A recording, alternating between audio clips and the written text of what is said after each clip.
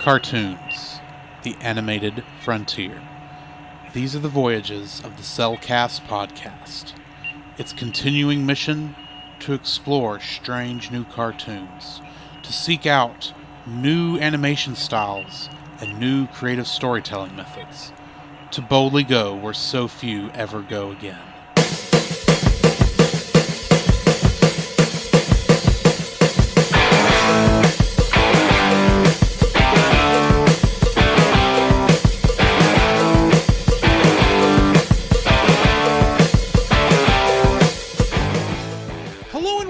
To another episode of the Cellcast.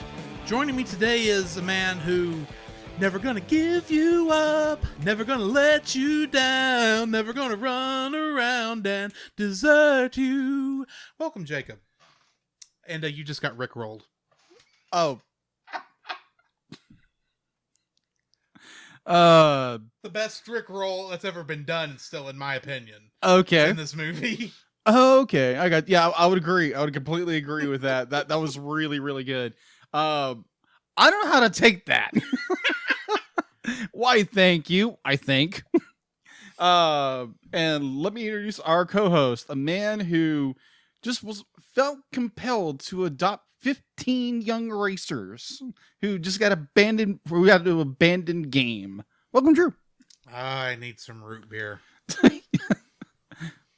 May have to go to Tappers. Yeah, maybe. Yeah, maybe a strong root beer or two. Very or make five. It a double. Yeah, make it a double. Shows what I know about alcohol. I'm just spouting random things I've heard in the movie. Yeah, just a nice shot of Mountain Dew with vanilla. You'll be good.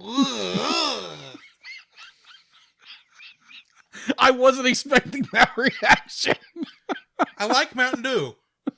And I'm sure with vanilla it's good, but at the same time I thought, that is a lot of sugar. Uh-huh. That is a lot of sugar. Josh in our chat room here did just say something I think is funny. He says, did Drew just rickroll me? Dislike, unsubscribe, leave nasty comments. Oh gosh. So Jacob, how are you doing today? Minus a long day and probably lacking a little sleep, but I am fine. That's good. How about you? Fair to middling. Long work days. Happy that I've got a long weekend coming, which I will not rub in your face because I know you don't. But still, I need the rest. When you work 4 12-hour days a week. Yeah, that's true. It's nice to have a little rest from time to time. But anyway, I guess if we're ready to jump into what we've been watching. Yeah. What have you been watching? What have I been watching? If now I don't know when the release of this previous episode we just released or worked on. The one that we our special project that we recorded with somebody. Yes. You mean? Yes. I don't know when that's going to be released either. We do need to talk about that at some point. Yes, we do. Sometime before May. Yeah. Sometime next month, we're going to have to throw that in there. Or replace something. Yeah, exactly. So I've been watching Indiana Jones. I watched Indiana Jones and The Last Crusade. Probably one of my favorite Indiana Jones films. I was just more like I was sitting around and be like, what movie do I want to watch? And oddly enough, Drew has a movie poster of that film, which makes me enviously jealous. Gift from my late uncle. Yeah, that is really cool. Mm-hmm. Other than that, well, there was a movie I watched probably a couple of weeks or last week actually, and I'd got it from Amazon, and I'd heard about this movie forever. Called Ninja Scroll. I've heard of this. Yeah. I've not watched it, but I have heard of it. It's really good. Extremely violent. Bloody. Like, this was made like in 1993, 1994. So in the midst of like anime, be like, everything was like, to use the pun, a slaughter race. Nice. The movie itself is good. Would I recommend it to families? No, absolutely not. There is violence galore. There's language. There's nudity. There's other things you do not want your kids watching. Fair enough. So, yeah, but like if you're an adult, if you're over 18, or maybe in 21, I would recommend it. It's I don't know if I'd recommend this movie or not, but I enjoyed it. I enjoyed it for what it was, and if you want to go check out this movie, you can go check it out if you want to. Just make sure you are over 18. And so that's my strong advice. Do not watch this movie. You are under 18 years old. Okay. Because this movie gets graphic. Let's say that.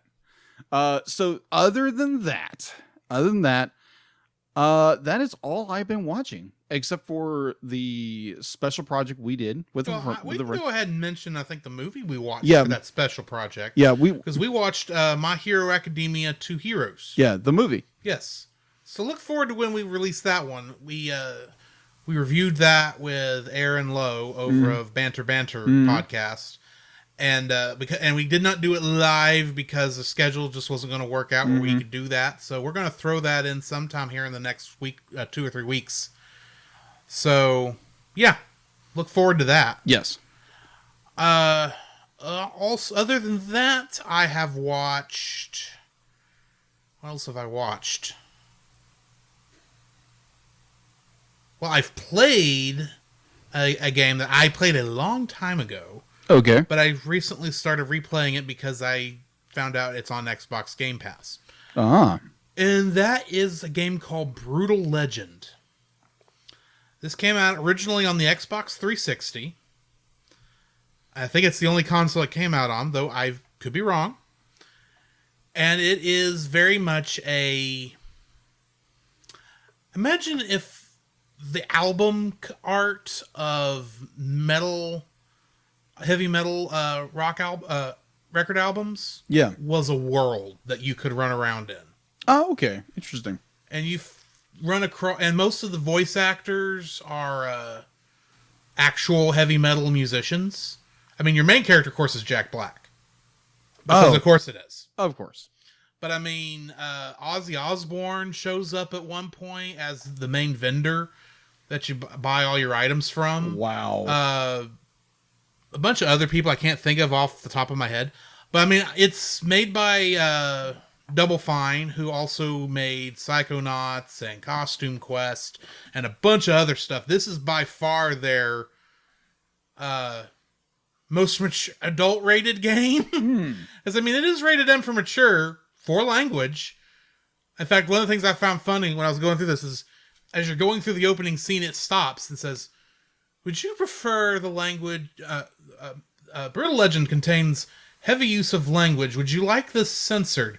And your options are, "I want to hear every bleeping thing," or "I think it's funnier if you cut out the cuss words. If you bleep out the cuss words." Okay. And then another one is like, there will be lots of heavy gore in this. Do you want the gore to be, censored or not? And I picked, no, I don't mind the gore being uncensored. So I hit that, and immediately the three guys in this cutscene get their heads cut off. It's like, okay, fatality. So yeah, that was a very, very, very, very fun time on that. I'm still in the beginning of that game. Okay, but it's fun, and if you're on Xbox, I definitely, if you're below 18, like you said, don't play this game. Yeah. Because of the language. Yeah. Because of the language. But other than that, it's a very fun game. But yeah, that's pretty much what I've been playing. Mm-hmm. Yeah, I think Josh said something on the chat. Yeah, he asked if it was the Jack Black game. Yes, it's the Jack Black game. Yeah. And Retro Rewind says, "Hi there, DJ." I'm thinking that's what my grandpa used to call my grandma. DJ? Yeah. Wick. Not quite. Not quite at all. But yeah. Anyway. So yeah, that's pretty much what I've been watching. What do we got in the news? All right. So what we got in the news? So with Godzilla versus King Kong already out in theaters, which I'm looking forward to going watching. I know he's going to go watch it. Oh yeah. I'm thinking about ordering a shirt regarding that at this moment. Those of you in the video chat, it's the one I'm wearing right now. Exactly, probably in black. So with that movie, yeah, apparently it's doing very well during the pandemic era. So director Adam Wingard has been tasked with another franchise, a quite old franchise, and I think we covered one of its reboots in the animated series. I'm sorry, I was typing. What? Apparently, the director of King Kong vs. Godzilla has been tasked to helm a certain movie a TV series they are making into a movie. Are you talking about the fourth try at making a Thundercats show? You're correct.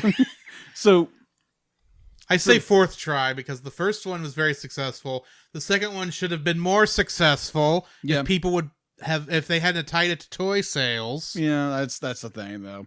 And then the third is, roar. Should have been destroyed and That's never more like allowed to exist. Yeah.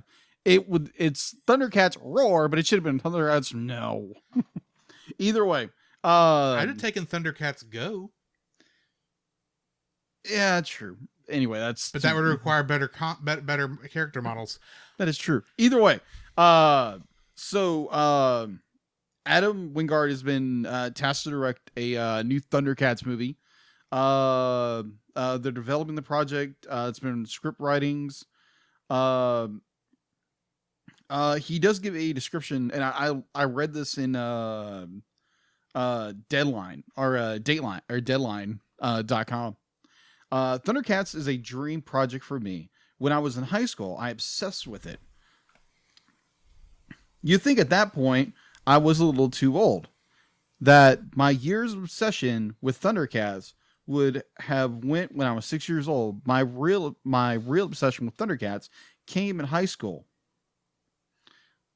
The pinnacle of me deciding I wanted to be a film writer and pushing in that direction. I actually spent most of my 10th grade year completely blew it off. I didn't pay attention to school. I made terrible grades, and the reason I was writing my Thundercats screenplay through my entire 10th grade year. Wingard told Deadline in a new interview. So apparently he's got a lot of passion for Thundercats. That means it should be good then. It should be, but there again, be like, these are early stages of movies, and we all know movies that have be like there have been tries for like every imaginable kind of series to get off the ground. They just never did. Mm-hmm. So we don't know if this is actually going to come to fruition or not. So it's just I'm definitely going to keep up with it, see if there's any more development from it. So I'll keep you guys in tune and up to date on this process. I don't know if it's going to be CGI. It could be live action. We don't know. Who knows? Yeah, there again, this is just, they are casting directors and writers. So yeah, it is a process. So speaking of movies coming out, Space Jam: A New Legacy coming to theaters on July 16th, also on HBO Max. I know we are going to do a reaction to that. Yes. And we might have a guess. We haven't. None of that's in stone yet. Yeah, none of that's in stone yet. But look forward to our reaction to that. A game that gets mentioned quite a bit in this podcast, quite a bit. Adrian, and we'll have a mention later tonight too. Yes. So apparently on a game that's been giving me these weird thoughts lately. Like, is any of this for real or not? I think you might need to talk to a shrink about that. Maybe. Maybe not. I know of one. He's really good. Yes, Kingdom Hearts is 15 years old. And I can't believe it's been 15 years. Yeah, it was technically it was released 19 years ago. 19? Yeah, it was released on March. Oh, yeah. March 28th, 2002. I bought that game in 2002. Yeah. Good night. Yeah. I'm old. Yeah, that's the same year I graduated high school. I am old. All right. I was in 10th grade when that came out. Yeah, dude, don't feel too bad. 11th grade, sorry. Don't feel too bad. I work with people. I work with young people who were born in 2002, and they use their birth date as their passcode. I'm like, man, do I feel old. That was a stupid idea. Yeah, true. Anyways, all right. So our last bit of news. Apparently, Star Wars is getting another TV series. like they need another one. Yeah. This time, the latest animated entry into the Star Wars legacy, Lucasfilm Star Wars The Bad Batch, has dropped. Well, that was announced a while back. Yeah, but it's just they officially announced the release date as Star Wars Day. Yeah. May the 4th be with you. Yeah, May the 4th be a 70th issue premiere. New episodes will roll out starting May 7th. Okay. So, yeah, that's all I've got in the news. Alrighty, so let's jump into our spoiler-free review of Ralph Breaks the Internet. So I saw this in theaters when it came out back in 2018. And I remember enjoying it, but I remember feeling something was off. Yeah. And it wasn't until... And keep in mind, at this time, we were in the early stages of... We were. Setting up this podcast. So we were talking on and off, trying to get a feel for... what we were thinking going into this. Yeah. And you mentioned a certain fact that kind of put the film in stark contrast for me. Okay. We'll get to that dislike because I know it's coming. Yes. In the actual thing. It'll be first in line. In my opinion, this is not as good as Wreck-It Ralph. Right. That doesn't mean you shouldn't go watch the film because the film is still good. Yeah. It's just it's not as good as the first one. But I do remember enjoying it. If you have any love or knowledge of internet from really, there's stuff going all the way back to the 90s in one scene. Mm-hmm. But if you've been on the internet in the past 10 years, go watch this film. It's going to be worth it. Yes. Yeah, I also was able to watch the movie in theaters when it first came out, and also I had kind of mixed feelings with this film. There are some really, really good touching moments with the character development, but like Drew said, there is like this huge problem with this film, and we'll get into that with our dislikes. And also, I had like I would normally do, I would post my non-spoilerly thoughts on Facebook back then in 2018, because I would normally just post my non-spoiler reaction to a movie, and this thing be like I was kind of dissatisfied. I didn't like the film so much, and then one of our now listeners, Heather, she had messaged me and like, so what did you think about the film? And I laid into it. She's like, oh, that makes perfect sense. And so, yeah, we will get into that, that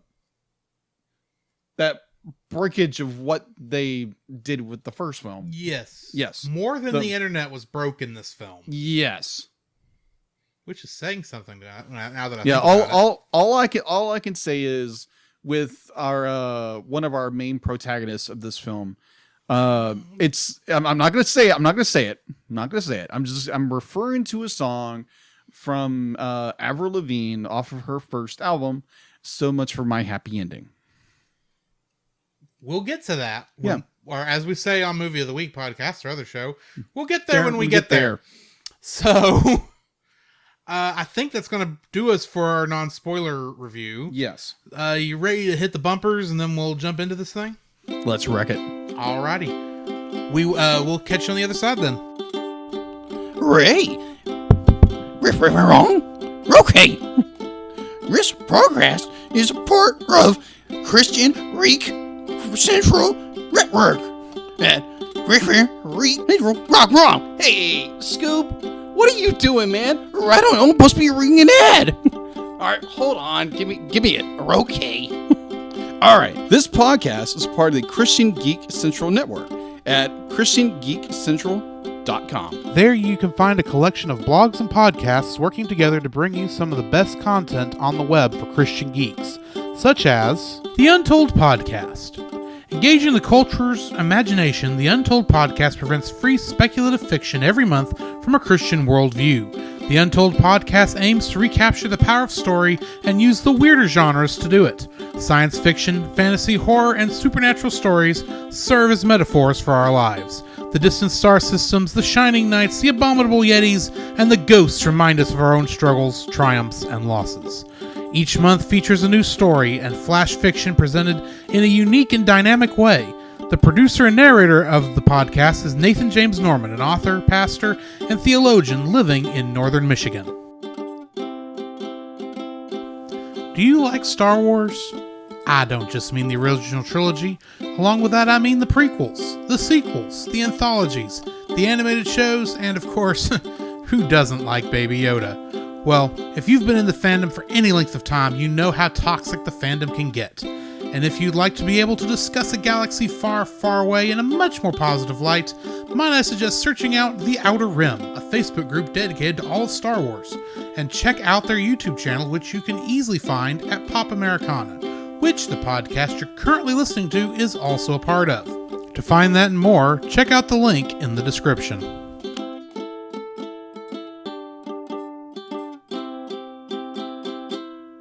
The following is a spoiler-filled review for the movie Ralph Breaks the Internet. Listener discretion is advised. Ralph Breaks the Internet was written and directed by Phil Johnston, who also directed Zootopia, and Rich Moore, who was a writer on 1987's Mighty Mouse: The New Adventures. It was also written by Pamela Rabon, who also wrote Moana, Jim Reardon, who also wrote Wall-E, and Josie Trinidad, who wrote the short How to Hook Up Your Home Theater, which was one of those goofy how-to cartoons. Thought so. Which I have been meaning to go back and watch because I've heard it's funny. Getting into the cast, I guess I should say the music was composed by Henry Jackman. Who's also doing right now Falcon and the Winter Soldier, and he also did Winter Soldier and Civil War. Oh, okay. If I'm remembering correctly. You're also that Alan Menken did write. Yeah, Alan Menken did write the song No Place Like Slaughter Race. Yeah. Getting into the cast, John C. Reilly plays Ralph, and in Guardians of the Galaxy, he played Corpseman Day. Sarah Silverman plays Vanellope, and she played Patty DeMarco in School of Rock. Gal Gadot plays Shank, and she is, of course, Wonder Woman in the DC movies. So she's a princess in the DC EU? Technically? EU, and then she helped a Disney princess in a Disney movie. Pretty much. Taraji P. Henson played Yes, and in the upcoming movie Minions: The Rise of Gru, That's right, yeah. she's playing Bell Bottom. Yeah. Jack McBrayer plays Felix, Mm-hmm. and in Star Trek Lower Decks, Oh. do you remember who he played? Oh my god. We brought. I don't think we brought this up in that review. Oh my gosh. Can you make a guess? Because it's actually completely different from this character.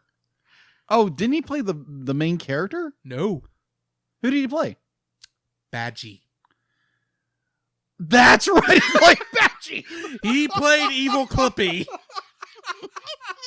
Oh my gosh, I remember something about that. Oh my gosh. When are they doing season 2 for that? They need to hurry it up. I agree. That was I can't believe I've got you excited for a Star Trek show. Okay, so Go back to earlier episodes if you haven't. Go watch September of this year. Yeah, go listen to our Star Trek Lower Decks. And if you've not watched Lower Decks and you're a Star Trek fan, you need to go watch this. It's great. Now, granted, I'm not a Trekkie. Did I say that right? Yes. Trekkie. Okay. Well, I would forgive you if you said Trekkie or Trekker, because I honestly don't remember which one wears Starfleet uniforms to conventions because it's fun, and which one wears Starfleet uniforms to conventions because that's what Starfleet people do when they go on away missions. Either way, potato patata. I'm just saying there's some people who are worse off than others. I would agree, and I don't remember which one refers to the worst ones. Now, just in clarity, because I remember the first few times we did the TV series, I think it was like the first 2 episodes, I kept saying Trekker. Track. Yeah, Tracker. I kept saying Star Trek. Star Trek. To the point where this is back when I was still doing clips, I copied out every time you said track. Track. To just mess with you. It's like, I'm going to teach you how to say the name of the series correctly. Because I remember even your mother said, yes. It's called a Trekkie. It's called Trek, not Track. Track is what you run on. A Trek is the adventure you go on. Anyway, Jane Lynch played Calhoun. Mm-hmm. And she is most famous for playing the character of Sue Sylvester in Glee. Mm-hmm. Alan Tudyk plays Nosemore, and he played the character of Sonny in iRobot, along with playing King Candy / Turbo in Wreck-It Ralph. Have some candy. Alfred Molina, the greatest actor to ever play a villain, or one of them, plays Double Dan, and in Spider-Man 2, he played Doc Ock. That is true. Now, remind me who Double Dan was. That was the virus dealer. Oh yeah, Double Dan. That That's had, right. That's right. Little The brother growth was in the his neck. Ed O'Neill plays Mr. Litwack, and in Finding Dory, he played the character of Hank. I still need to watch that film. Sean Gamborn plays the E-Boy, and he was Travis in the Emoji Movie. Okay. A movie we're going to have to eventually watch. Unfortunately. Flula Borg played Maybe, and he is playing the character of Javelin in the upcoming movie The Suicide Squad. Mm-hmm. Timothy Simons played Butcher Boy, and he is Officer Stevens in Goosebumps. Ali Wong plays Felony, and she played Ellen Yee in Birds of Prey, The Fabulous Emancipation of One Harley Quinn. I have to say the full name. Yeah. If you want our full... Sorry, The Fantabulous Emancipation of One Harley Quinn. Why did they just call it Harley Quinn? That's pretty much what they ended up doing eventually, but yeah. Yeah. If you want our review of that film, go check out our episode on Movie of the Week podcast. Hamish Blake played Pyro, and he played a character named Billy in 20-something. I'm not sure what that was, but there wasn't much choices there. Glozell Green played Little Debbie, and she played Grandma Rosie Puff in Trolls. Okay. Rebecca Wasaki played eBay Elaine, and she played the character of Ramda in Star Trek Picard. Sam Richardson played Lee the Office Nerd. He too was in Star Trek Lower Decks as the character Vendome. I said that wrong. I don't remember who that was. I don't either. Jabuki Young White, and if I said that wrong, my sincere apologies. He played McNeely, and he also played a character named Borat in Rough Night. That is not the Borat that Sacha Baron Cohen plays. Yeah. Just going to make sure that's obvious. Maurice LaMarche played Tapper, and he is Brain in Pinky and the Brain. Okay. And Animaniacs, for that matter. Melissa Villaseñor played Taffeta, and she also played Karen Beverly in Toy Story 4. Okay.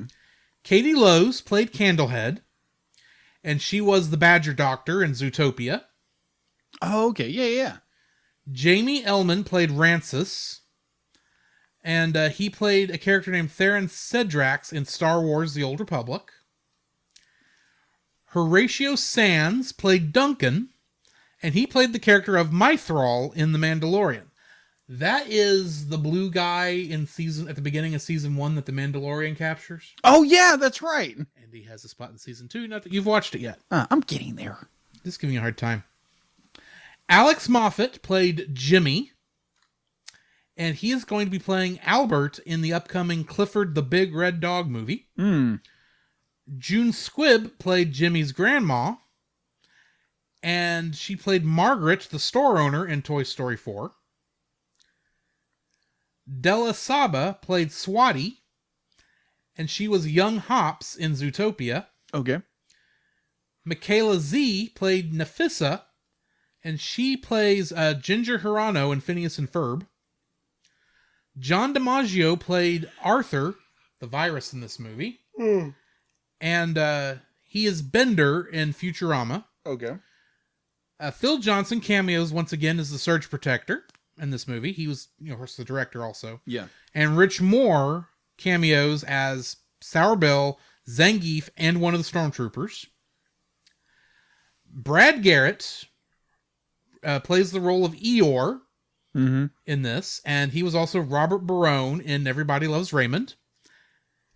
Anthony Daniels, guess who he played? C-3PO. Yeah, he played C-3PO. And he played a henchman in something called I Expect You to Die.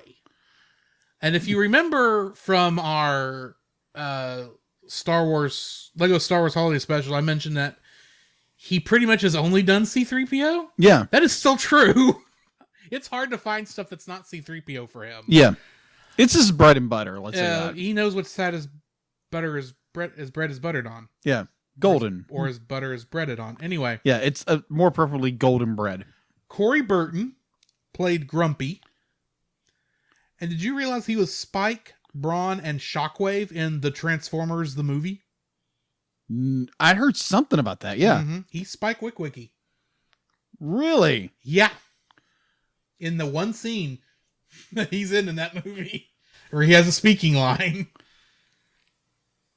Wow, okay. I just thought that was interesting. Yeah, I'd seen the movie in years. Do you want to make a guess at who Vin Diesel played? I am Groot? He played Baby Groot. Yeah. But he's most well known for playing Dominic Toretto in The Fast and the Furious. Or Don. Or Don, yes. Dom, not Yeah, Dom. Dom, that's what I meant to say.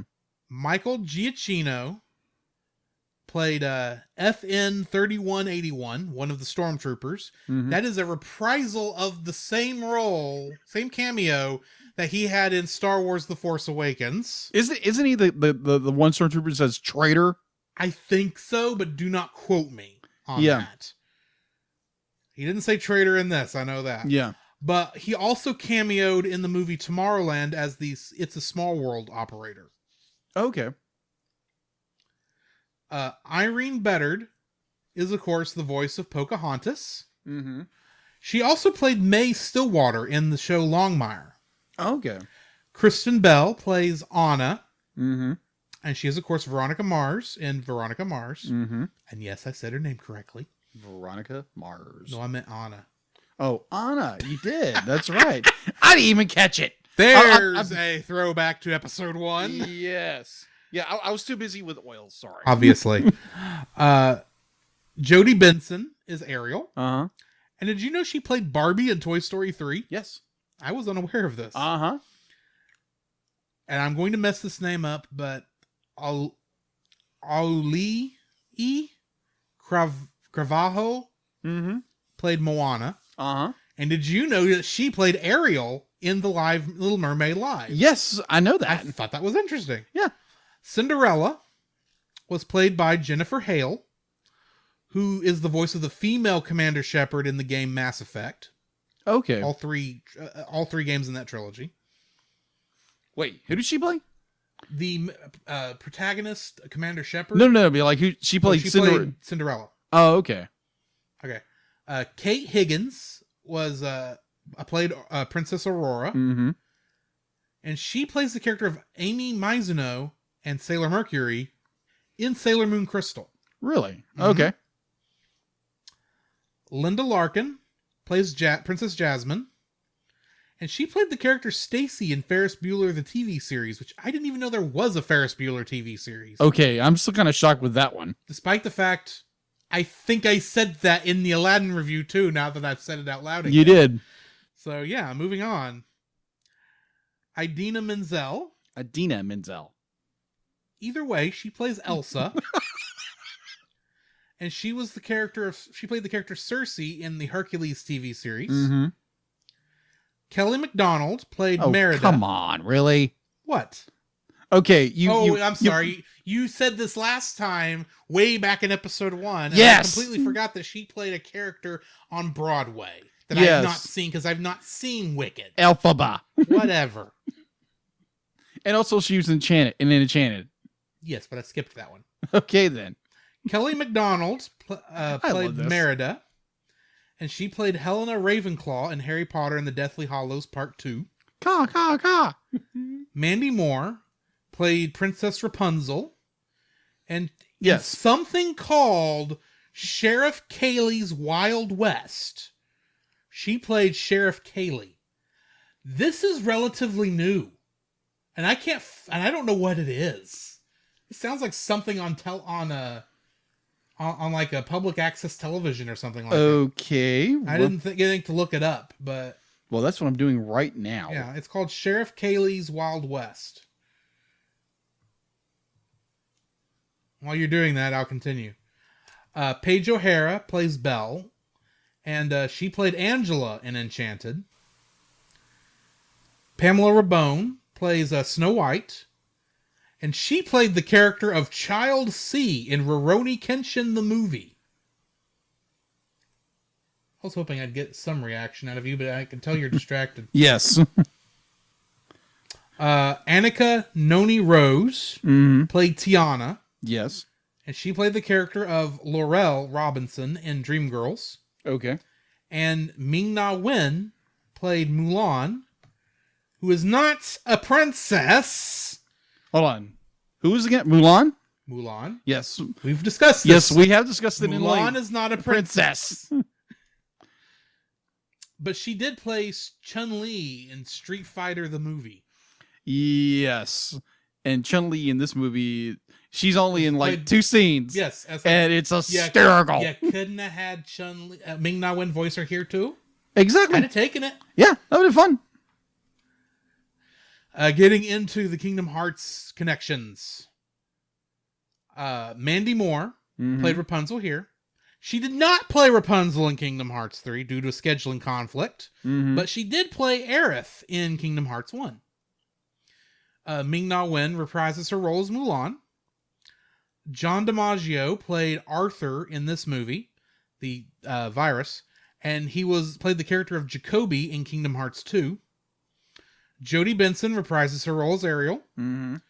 Jennifer Hale, while also playing Cinderella in both this and Kingdom Hearts, also played Aurora and a deep space operative in Kingdom Hearts. Hmm. Corey Burton was Grumpy here.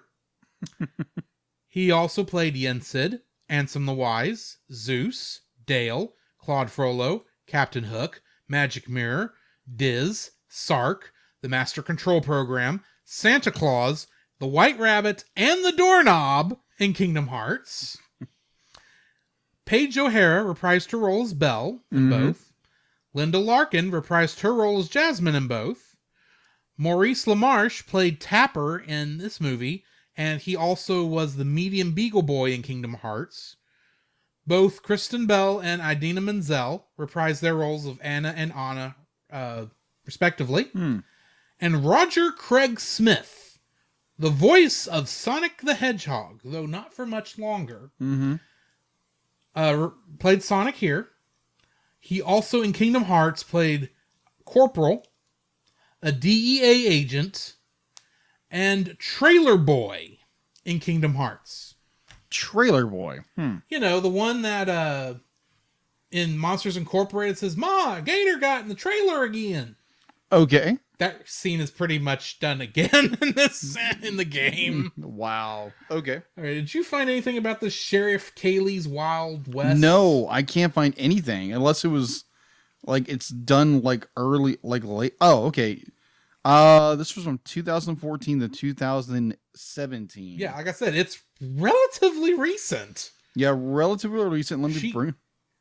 This is between her original role in Tangled and Tangled the series. She plays a cat. She plays she plays a sheriff cat.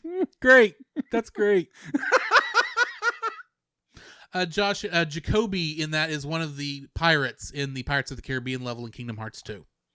Just to let you know. Yeah. Apparently, it's a little kid show. Well, no kidding. I probably could have told that, but I just thought this is the weirdest reference on this entire list. Yeah, I would agree with you on that. For Mandy Moore. Like, what in the world? It's one of those things that you have to look this up. Yes. Well, so Mandy Moore is a cowgirl cat. Awesome. Well, now that you're done looking at cowgirl cats, why don't you tell us some info and stuff about this movie? All right, so info and stuff. You can find this on Disney Plus if you are a subscriber to Disney Plus. It's always interesting when you talk with some people, be like, "I'm boycotting Disney." It's like, who's boycotting Disney? Quite a few people. I've missed this one. Yeah. That's for another day. Let's not go into deep politics with that. But just say a lot of people have boycotted Disney for certain reasons. We don't. Over the years, they have. Over the years, they have. Over very. Oh, I know why they're boycotting Disney. Let's move on. Yeah. Either way. So yeah, it's available on Disney Plus. At anytime you can stream it, whatever. You can also buy it on like everywhere now. Pretty much. Pretty much. If they still did the Disney Vault, this has not been out long enough to make it in there yet. Yeah. Plus, I think the vault's that new. Yeah. Plus, the vault's been completely emptied by this point. Thankfully. Maybe. I'm not sure. At least for streaming. Home video is another matter. Yeah. Please release Tangled the series on Blu-ray. That's between Shout Factory and Disney, apparently. Yeah, come on, Shout Factory. Do it. I don't know why Shout Factory gets all the TV releases. That makes no sense. I don't know. Disney should be able to do that themselves. That is true. But anyway. Yeah. Either way. On IMDb, it has a 7 out of 10. Rotten Tomatoes is an 88. And its audience score is a 65. I wonder why. We'll get to that. Yeah. Production was obviously by Walt Disney Pictures and Walt Disney Animated Studios. I did it right. Distributed by Walt Disney Studio Home Motion Pictures. It was released on November 5th, 2018 at the El Capitan Theater. And then throughout the entire United States on November 21st, 2018. Box office wise, it had an estimated budget. Wow, that's a budget. $175 million. That's estimated. All right, so its opening U.S. box office, which was on November 25th, of the weekend of November 25th, was $56.2 million. Its U.S. gross was $201.0 million. Its worldwide gross was $529.3 million. Wreck-It Ralph 2, Ralph Breaks the Internet, was released by Walt Disney Studio Home Entertainment on digital on February 12th, 2019, and on Blu-ray and DVD on February 26th of the same year. Okay. So that's all I've got for info stuff. Okay. I did want to point out that Ralph Breaks the Internet is the 57th animated feature by Walt Disney Animation Studios. Yes. Which, of course, started way back with Snow White and the Seven Dwarfs. Way back in the 30s. Mm-hmm. Late 30s, early 40s. I don't remember the year. I'm too lazy to look it up. Because I could. It's right here. But anyway. Getting into the summary for this film. The movie Wreck-It Ralph was 6 years prior to this film. Ralph and Vanellope have stayed best friends since then hanging out after work in Litwack's arcade. Ralph is content with their life, but Vanellope longs for excitement and expresses how bored she has become of Sugar Rush's predictability. One night, Ralph sneaks into her game and makes a new track for her. Well, not one night. He did that one day in the middle of while everything was open, while he should have been in his own game. But this is come beside on. the point. Yeah, come on, Ralph. The next day, when Vanellope fights the arcade player's control to test the track, the cabinet's steering wheel breaks. As the company that made Sugar Rush is defunct, and the cost of a replacement wheel on eBay is too high, Litwack decides to scrap Sugar Rush and unplugs the game, leaving its citizens homeless, including a crestfallen Vanellope. With Fix-It Felix and Tamora Jean Calhoun's help, the Surge Protector finds home for all of Sugar Rush's citizens as a short-term measure as they figure out how to save the game. Remembering eBay, Ralph and Vanellope travel to the internet, a place where websites are represented as buildings in a sprawling city, avatars represent users, and programs are people via Litwack's new Wi-Fi router. They go to the search engine Knowsmore to find eBay, where they end up winning the auction for the steering wheel by unintentionally spiking the price to $27,001. Jeez. They have just 24 hours to come up with the funds, or they will forfeit the bid and lose the wheel. On the way out, they run into a clickbait salesman, J.P. Spamley, who offers them a lucrative job of stealing a car from Shank, the lead character in a popular racing-centered MMORPG, Slaughter Race. For those who don't know, MMORPG stands for Massively Multiplayer Online Role-Playing Game. Mm-hmm. Would like to point out, I don't think it's technically an RPG, but let's move on. They steal Shank's car, but she stops them before they can leave the game with it, saying that there are better ways than stealing to make money on the internet. She proceeds to make a viral video of Ralph and uploads it to video sharing site BuzzTube. She directs them to BuzzTube's head algorithm, Yes, after earning money for the video. At BuzzTube, Yes elates on Ralph's video popularity, and they come up with the idea of making more videos, which will earn them the money for the wheel in no time if given enough views. Vanellope offers to help advertise the videos, and Ralph has Yes send her to Oh My Disney. There, while escaping the stormtroopers, Vanellope befriends the Disney princesses, being encouraged by them to discuss her sense of unfulfillment by reaching a musical epiphany. Ralph makes enough money to buy the wheel, but finds Vanellope talking with Shank about staying in Slaughter Race, having left home there due to its relative novelty and unpredictability compared to Sugar Rush. Ralph asks Spamley for a way to draw Vanellope out of the game and is brought to the dark web vendor Double Dan, who provides Ralph with a virus, Arthur, that feeds off insecurities and replicates them. When Ralph unleashes Arthur into Slaughter Race, it replicates Vanellope's glitch, triggering a server reboot. Ralph, Shank, and the others help Vanellope escape before the game resets. Vanellope blames herself for the crash, but Ralph confesses to her the crash was actually his fault. Outraged, Vanellope disowns Ralph and throws away his hero cookie medal. As a guilt-ridden Ralph finds his now cracked in half medal, Arthur copies Ralph's insecurities and starts making duplicates of Ralph. The clones overrun the internet in a DDoS attack, or direct denial of service attack, all chasing after Vanellope to keep her for themselves. Ralph saves her and attempts to lure the clones into a firewall, but they form a giant Ralph monster that seizes them both. Ralph comes to accept that Vanellope can make her own choices, letting go of his insecurities. This also causes the giant Ralph monster and the clones to disappear, and Ralph and Vanellope reconcile. Ralph gives half of the broken medal to Vanellope, and they bid each other a heartfelt farewell as Shank has arranged for Vanellope to respawn in Slaughter Race. Back in the arcade, Sugar Rush gets repaired, and Ralph partakes in social activities with the other arcade characters as he stays in touch with Vanellope over video chat, feeling content with his newfound ability to be independent. Let's get into the trivia for this. Mary Costa, who was the only living original voice actress not to reprise her role as her Disney princess, Aurora, she could not do this due to her age. Because she was 96. A little hard to play a 16-year-old princess. Yes, just a little bit. There's a non-speaking Stan Lee avatar that can be seen in a brief cameo while traversing Oh My Disney. Mm-hmm. To get Vanellope's song really Disney-ish, Alan Menken was asked to compose it.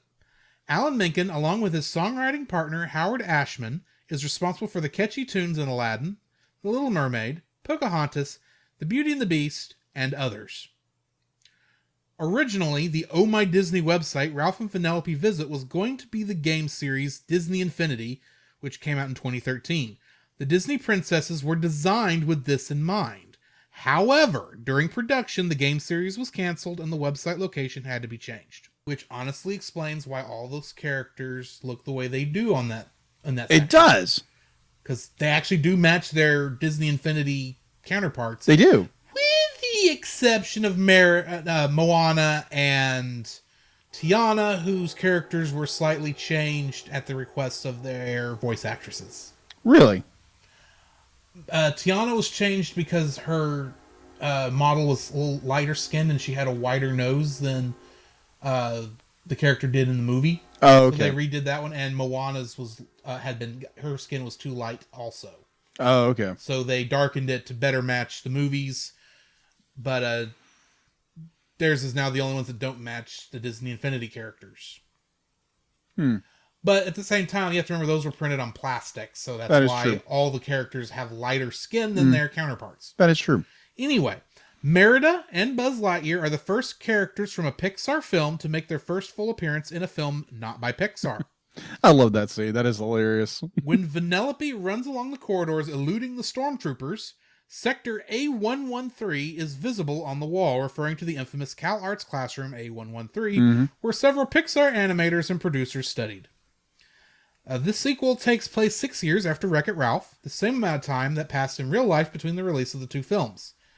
The sign outside Litwak's arcade verifies this further, which it once read in the first movie, Happy 5th Birthday, Susie, with the V, with a Susie being spelled with a V instead of a U. And now says at the beginning of this film, Happy 11th Birthday, Susie. Still with the V replacing the U. At one point, Ralph arrives at a sort of dumping ground for the internet and encounters relics of the web's past. These include an ad for web hosting site GeoCities, a large ship's helm representing Netscape Navigator, and a reference to personal chat rooms which flourished before the advent of instant messaging and texting. The princesses' casual outfits all feature nods to their movies.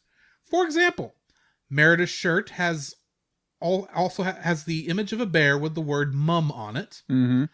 Also, when she speaks in the trailer, she's talking about the events of her own movie. But in this one, I am still not sure what she said. Well, she is From the other studio. Yeah, that's true. And also she's Scottish. Yeah, she is very Scottish. Aurora's shirt says Nap Queen. That's true. I didn't notice that. A pun on the completely... Oh, never mind. Elsa's shirt says Just Let It Go. Moana's shirt says #shiny. With a picture of Tamatoa at the bottom. Cinderella's shirt has an image of her pumpkin coach with the phrase G2G, meaning gotta go. Yeah, gotta go. Tiana's shirt says NOLA for New Orleans. Nola. Snow White's shirt says poison with a picture of the poisoned apple. Anna's shirt has a picture of a sandwich on it and the words finish each other's. Okay. You don't get it, do you? Who was it again? Anna. Finished. Think about Love is an Open Door, that song. Oh, yeah. Where they say we finish each other's sandwiches instead yeah. of sentences. Yeah. Mulan's jacket has images of Mushu embroidered on it. Yeah. Rapunzel's shirt has images of ducklings on it and says Snuggly Ducklings on the front. And her leggings have images of Corona's sun crest printed on them. Makes sense. Ariel's outfit harkens back to her mermaid form, with her shirt being colored purple like her seashell bra, and her shorts being colored green like her tail. The text on the shirt reads, Gizmos and Woozits and Whatsits and Snarflats and Dinglehoppers. And Galore. Nope, Galore's not on there. Oh, come on. Pocahontas' shirt reads Blue Corn Moon with a picture of a howling wolf and a nod to Colors of the Wind. Jasmine's shirt has Jeannie's hand signing the number 3 with the word wishes below it. Belle's tank top has a silhouette of the beast's head and the words Beast Friends Forever below it. That gives me some ideas. So Beast is apparently in the friend zone now. Apparently, it's like, jeez. Oh, I feel so sorry for him. I'm so sorry for Prince Adam. The Disney princesses scene is also filled to the brim with allusions to each princess's respective film. True. Pocahontas' hair seems to naturally blow in the wind despite being indoors. Mm-hmm. Also, the weapon she uses when she nearly attacks Vanellope is the same one her father nearly used to execute John Smith. Mm-hmm. Mulan does an aerial kick when attacking Vanellope, a nod to the ending shot from I'll Make a Man Out of You. Mm-hmm. Then she pulls out a sword and holds it overhead stance. That's the same way she did to Shan Yu on the palace rooftop. Mm-hmm. Ariel is combing her hair with a dingle hopper. Of course. The ladies ask Vanellope about her attributes as a princess. Cinderella asks if she talks to animals. Aurora and Tiana ask if she was cursed. Snow White asks if she was poisoned while holding out the evil queen's poisoned apple in front of a mirror. Rapunzel and Belle ask if she was kidnapped or enslaved. Furthermore, Ariel asks if Vanellope made a deal with the sea witch. Snow White asks if she had true love's kiss, and Jasmine asks if she has daddy issues. I don't remember that. Well, no. Well, she does say that. I just but I'm forgot just it. like, daddy issues? I guess. On a special note, Snow White I sings guess. True Love's Kiss, just like one of the musical numbers in Enchanted. When Ariel asks Vanellope her question, she's seen raising her foot much like she did in her own movie after being turned into a human for the first time. Mm-hmm. The biggest one of these references would be the part when Vanellope mentions that she doesn't have a mom, and a big group of the princesses chime in that they don't have moms either. All the princesses in the shot are either orphans, Snow White, Cinderella, Anna, and Elsa, Mm-hmm. or have widowed single dads, Pocahontas, Jasmine, Belle, and Ariel, while the ones who do still have a mom, Tiana, Rapunzel, or both parents, Aurora, Moana, Merida, and Mulan, are the ones out of frame. Also, when Vanellope explains that she's a princess, Anna asks, "Wait, what?" The use of this line was a running gag in Frozen. Mm-hmm. And when all the princesses get ready to defend themselves when they mistake Vanellope as an intruder, Anna is the only one who raises her fists instead of a weapon, an allusion to how she punched out Hans. Pop! That was so good. One of the last 4 films to feature Stan Lee, released posthumously. Mm-hmm. The others were Spider-Man Into the Spider-Verse in 2018, Mm-hmm. Captain Marvel in 2019, and Avengers Endgame in 2019. The film contains over 150 unique sets and 5,726 assets. Mm. It also included the highest number of characters in any Disney animation film, with 434 individual characters with 6,752 variants. One of the Disney animators who helped out to bring the Disney princesses into CG animation was Mark Henn. Uh-huh. He was also the original supervising animator for Princesses Belle, Jasmine, Mulan, and Tiana. Mm-hmm. And I've got a couple more here, but I'm just going to use this last one to kind of end it here. Okay. Much like the first film, one of the most famous gaming characters, Sonic the Hedgehog, has a cameo appearance with his voice actor since 2010, Roger Craig Smith reprising his role. Though his sidekick, Miles Tails Prower, does not appear in this film, his previous voice actress from 2010 to 2014, Kate Higgins, does voice work for Princess Aurora, who she's been the current voice of since 2010. Roger Craig Smith even voiced Prince Philip since 2007. Really? Yes. Okay. So I want to bring a little trivia to you, actually. Mhm. So the scene where Penelope is trying to elude the stormtroopers and she goes to the backstage and she knocks over Grumpy's, what he's eating is a pie. Yes. Okay.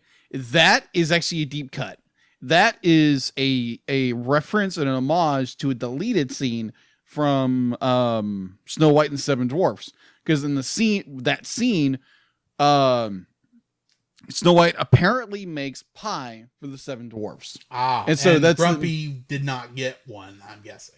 I don't know. It just be like, apparently he just be like that's the reason that he's eating pie is for that deleted scene in the movie that came out in 1937. That's an amazingly deep cut. That is a really deep cut. But there's another deep cut coming up here in my likes. Okay. but I'm going to let you go first. All right. So my first like is what I describe as the internet. The internet, it's vast as how it's designed. Mm-hmm. It's Blade Runner light. It is brighter than Blade Runner, yes. Not in that regard, but it's layout and design. Yeah. Be like, you look at it from different angles, it looks like Blade Runner. Okay, I can see that. Yeah, it's just there's now. Granted, when you get down to like the lower sections, and then it turns really gets into Blade Runner. It really turns into a Blade especially in Runner. the dark web. Yeah, definitely turns into a Blade Runner. I know the during watching the special features. By the way, watch the special features. They're hilarious, and I'll bring up one of my honorable mentions at the very end of that. So like the design of the interweb itself, like is so vast, and just the form of travel, how search engines work, Mm-hmm. and just the layout. Because I was able to watch Blade Runner first time, I believe, last year, and so watching this movie for the second time, I see it clear as day. It's like, oh my gosh, because they didn't mention it at all, but I guarantee there was a lot of references to Blade Runner in this movie, because you see certain shots and it's like, okay, that looks like Blade Runner. Mm-hmm. And I just was like, oh my gosh, that kind of referencing, even though maybe not intentional, but I'm pretty sure there was some referencing to. So yeah, the way the internet is made in this world, and how, because originally in a deleted scene, or a deleted concept, their first idea of the internet was gonna be clouds. That makes sense, because it's all on the cloud. Yeah, that's true. So yeah, my number one like is the design of the internet, or the Wi-Fi. Wi-Fi. Whatever. Anyway, what is your first like? my first like Ralph Zilla, Yes. or King Ralph. I'm gonna wreck it. Let me explain to you how cool this is. Because here's the thing, I'm a kaiju guy anyway. Yeah. Yeah. So I'm happy the shirt you're wearing. Exactly. So I'm happy to see, especially this week, I'm happy to see any kaiju reference I'm going to catch. But this is an even deeper cut than that. So let's start from the beginning. Mm-hmm. Fix-It Felix Jr. Mm-hmm. is obviously it was obviously inspired by what game? Mario. No, No, Donkey that's Kong. Donkey Kong. That's right. Do you know how Donkey Kong, that game, actually got its start? If I remember correctly, isn't it kind of based off King Kong? No. Let me explain. Okay. The original game, when what happened was Nintendo had a game, I think, called Radar Scope, Okay. that they had released over here. They were still trying to get their foot in the market Mhm. way back when. And that game, despite being incredibly expensive, was tanking badly. Mm. So they made a conversion kit in order to put a different game in there, since they already had all this stuff over here, even though it wasn't selling. Mm. They hired a then unknown developer on their team, one Shigeru Miyamoto. Yeah, that name sounds really familiar. should. Wink, wink. To design the game, and his original concept was Popeye. Okay. It was going to be set up where Bluto had Mhm. kidnapped Olive Oil, and Popeye was going to climb the scaffolding to get to her. And instead of the hammer power up, it would have been spinach Mm. to Okay. give you that quick invincibility hit. Okay. And eventually, and we know this because that version of the game did eventually come out, but much later. Problem is, at the time, they could not get the license from King Feature Syndicate to feature those characters. Okay. So they changed them a little. Olive Oil became Lady, who Okay. would eventually become known as Pauline. Okay. Popeye became Jumpman, Mhm. who we more commonly known as Mario. Mario. and Bluto became Donkey Kong. Now, Donkey Kong, when Miyamoto was picking out the name, he's Japanese. Mm-hmm. He wanted an English name, so he picked two words that, as far as he knew, would give players the idea of describing the characters. Because think of what the other two were called, Lady and Jumpman. Yeah. So he was trying to come up with a descriptive name for this thing, and he called him Donkey Kong. Donkey, because dumb, slow animal. Mm-hmm. And he picked Kong because he thought that was a general enough reference to ape that most people would catch it. King Kong. Because of King Kong. Problem was, Universal did not like the use of Kong as part of the name, so they sued Nintendo. Ironically, not going to get too far into this, but Nintendo, of course, did actually beat Universal at their home game, ironically by citing a case in which Universal had against somebody else, where Universal used the same defense that Nintendo used in this one. To point out that they don't own the rights to King Kong, just the movie King Kong. So who owns the actual rights to Kong? The actual rights to Kong are public domain. Even then, in the 1980s, it was public domain. Really? But the movie itself was still owned by RKO, which was at that time still owned by Universal. Universal. Mm-hmm. So, which is now owned by Warner Brothers. No, actually, it's still... they can use the character because of public domain, but they can't use any references to the movie. Okay. Gotcha. And I don't remember who did Peter Jackson's King Kong. That would have been Warner Brothers too, I think. Doesn't matter. Yeah. Doesn't matter. So, I find it quite interesting that a character based off of Donkey Kong, who was sued because it was too close to King Kong, got turned into King Kong, in essence. That is the greatest reference, I think, in this entire movie. Agreed. Especially when he climbs Google Tower with Vanellope in hand. Yes. And then Ralph attacks him from a flying internet ship. I don't know what you call those things. Oh, yeah, it's definitely an homage. It's an homage, and it's great. So... yeah, I love they call him Ralph Zilla, I think. Yeah, they do. That's how they had called him internally. Mm-hmm. I don't think that fits. I have to go with King Ralph, but I think King Ralph is copyrighted from somewhere else. Or just King Ralphzilla. Ralph Kong. Ralph Kong. Ralph Kong sounds better. Ralph Kong. So yeah, Ralph Kong is my first like. I gotcha. What's your second like? All right, so my second like would be the princesses. Okay. Second like was the princesses. Yes.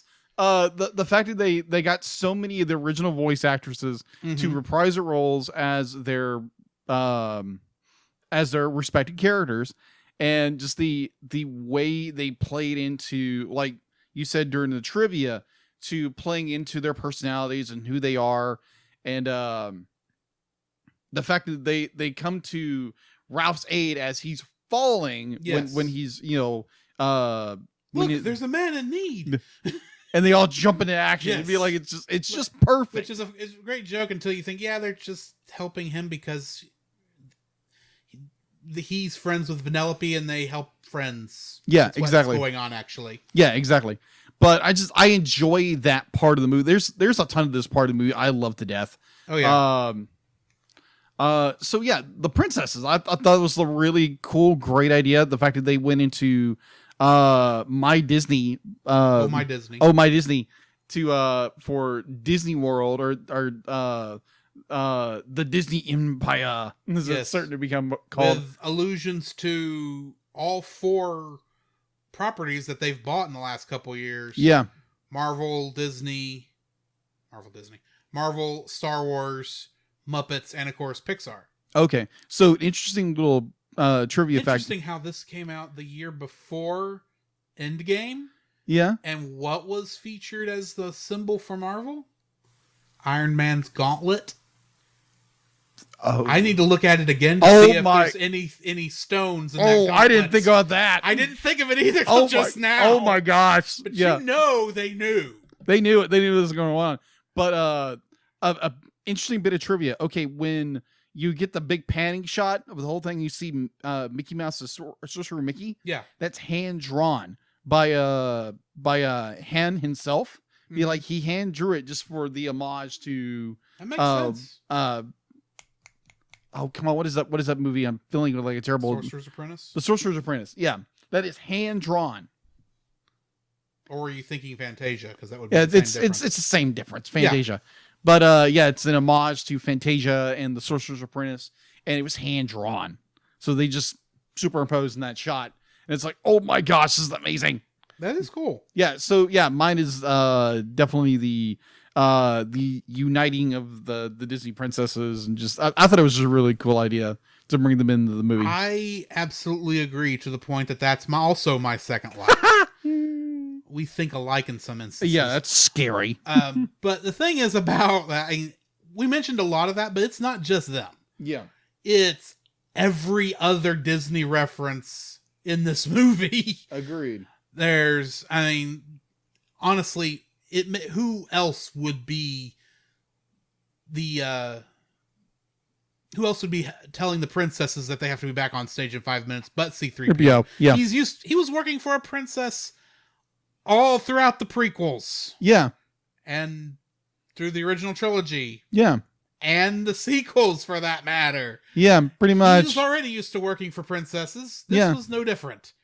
They should have had Leia in there. But moving on. Yeah. Oh, that'd been nice. I love all the jokes with Groot. Oh. Mm-hmm. The fans asking these incredibly deep questions like Thor referring to Yggdrasil and asking Groot if he is a cutting of Yggdrasil, which all Groot says is, I am Groot. And it keeps going. And then, of course, there is one of Vanellope's best lines. It says, here, let me help you with this one. He is Groot. I am Vanellope. Go meet my friend Ralph.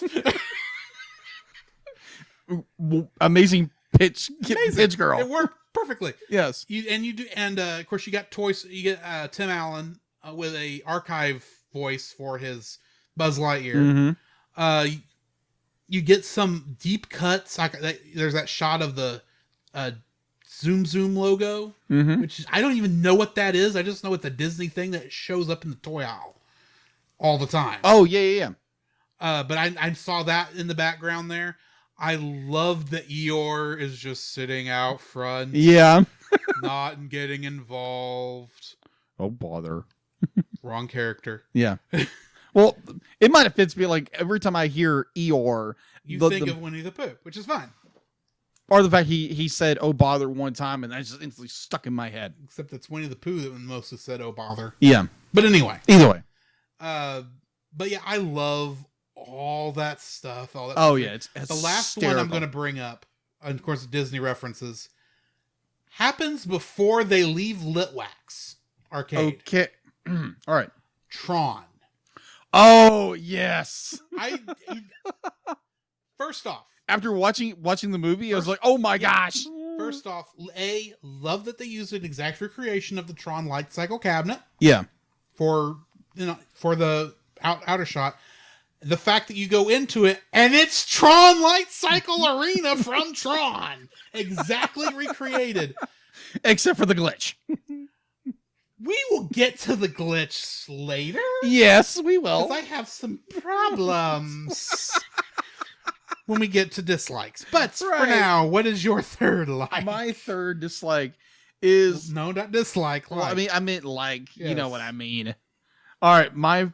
I'm sorry. I realized there was one other thing with my second like. Go ahead. There's no place like Slaughter Race. Oh, yes. That song, despite the fact I hate what it leads to. Yeah, agreed.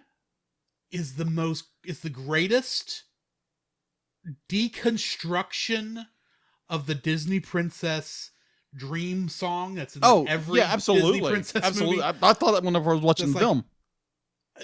At some point you want to hate it. You really do want to hate it because it's like, this is so cheesy and corny, and yet, no, this is her Disney princess song. Mm-hmm. I remember the first time I watched it, it's like, this is so silly. But no, this is what proves that she's a Disney princess. Yes. Which I have been saying for years. I'll even say it now, even though I have some other problems here in a minute. Yeah. But this is our proof that she is actually a Disney princess, Yes. and I still think they need to add her into the Disney princess toy line. Agreed. They won't. Kick Mulan out, put Vanellope in, and let's move on. Oh yeah, let's see that happen. Yeah. Either way, Mulan's not a princess. I agree with you, but it's not going to happen. I know. Anyway. Well, just wait. Now your third Thank dislike. you. Thank you. I'm All right. sorry. I brought my notes up and go, oh crap, I forgot about Slaughter Race. All right, my third, like, if my paddle stopped going down. All right, my third like would actually be Ralphzilla. You know, you can time this with mine from time to time, like I do, because I rearranged everything to fit you. Well, thanks. I've done 2 and 3. I've yet to actually do 1. Okay. Okay. I'm teasing you, dog. No, Go ahead. no. But the lead up to why we get I like to call King Ralphzilla Mm-hmm. is the fact that Ralph is so insecure that he is willing to do anything in order to make sure Penelope stays with him because of his insecurities, of his like not wanting things to change, and that's understandable in a lot of ways with some people. I was that way at one point, to the point where he has a virus made or has a virus planted into Slaughter Race, and the virus gets loose and then copies him. Yeah, realizing his insecurity is bigger. His insecurity is huge. Now, and I would like to point out that insecurities in actual computers are not those things, but I'm fully aware of of them. vulnerabilities in the security firewall, but hey, it works here. It does work here. And so it's this enormous emotional thing where Ralph's insecurities make him become the villain. Make him become the villain in this movie. And I thought that was a really nice turn. I was thinking like, okay, it's going to be some character we've met, maybe like once or twice. He's going to become the villain. But no, I half expected it to be Knowsmore since he was voiced by King Candy. Yeah, well, that would be odd, but meta, extremely meta. But the idea they turned Ralph into the bad guy, like he's supposed to be. Yeah, and the fact to be like it's Ralph who be like it's what I'm calling Red Ralph. Red Ralph just makes a mockery of everything and destroys everything just because he can't let go of Penelope. Ralph, the big red wrecker? Yeah, the big red wrecker. Exactly. So I enjoyed that to where it was to the point where Rexzilla. Rexzilla's good too. Rexzilla. There we go. Rexzilla. Rexzilla forms and is the possessive, overly emotional character. Is that it's the like almost pure possession of Penelope and not wanting to let her go. And it's Ralph coming to that conclusion that I need to let this go. Otherwise, it's going to destroy something I love to death. And that, to me, hit home severely. I don't want to go into it here because that's a lot of stuff to go through. And it's be like that scene hit me so hard. Definitely at the end where Penelope and Ralph are saying their goodbyes. And I thought that was just so emotional. And sorry about the little kid crying there for a moment. I don't think they could have heard it. Yeah, either way.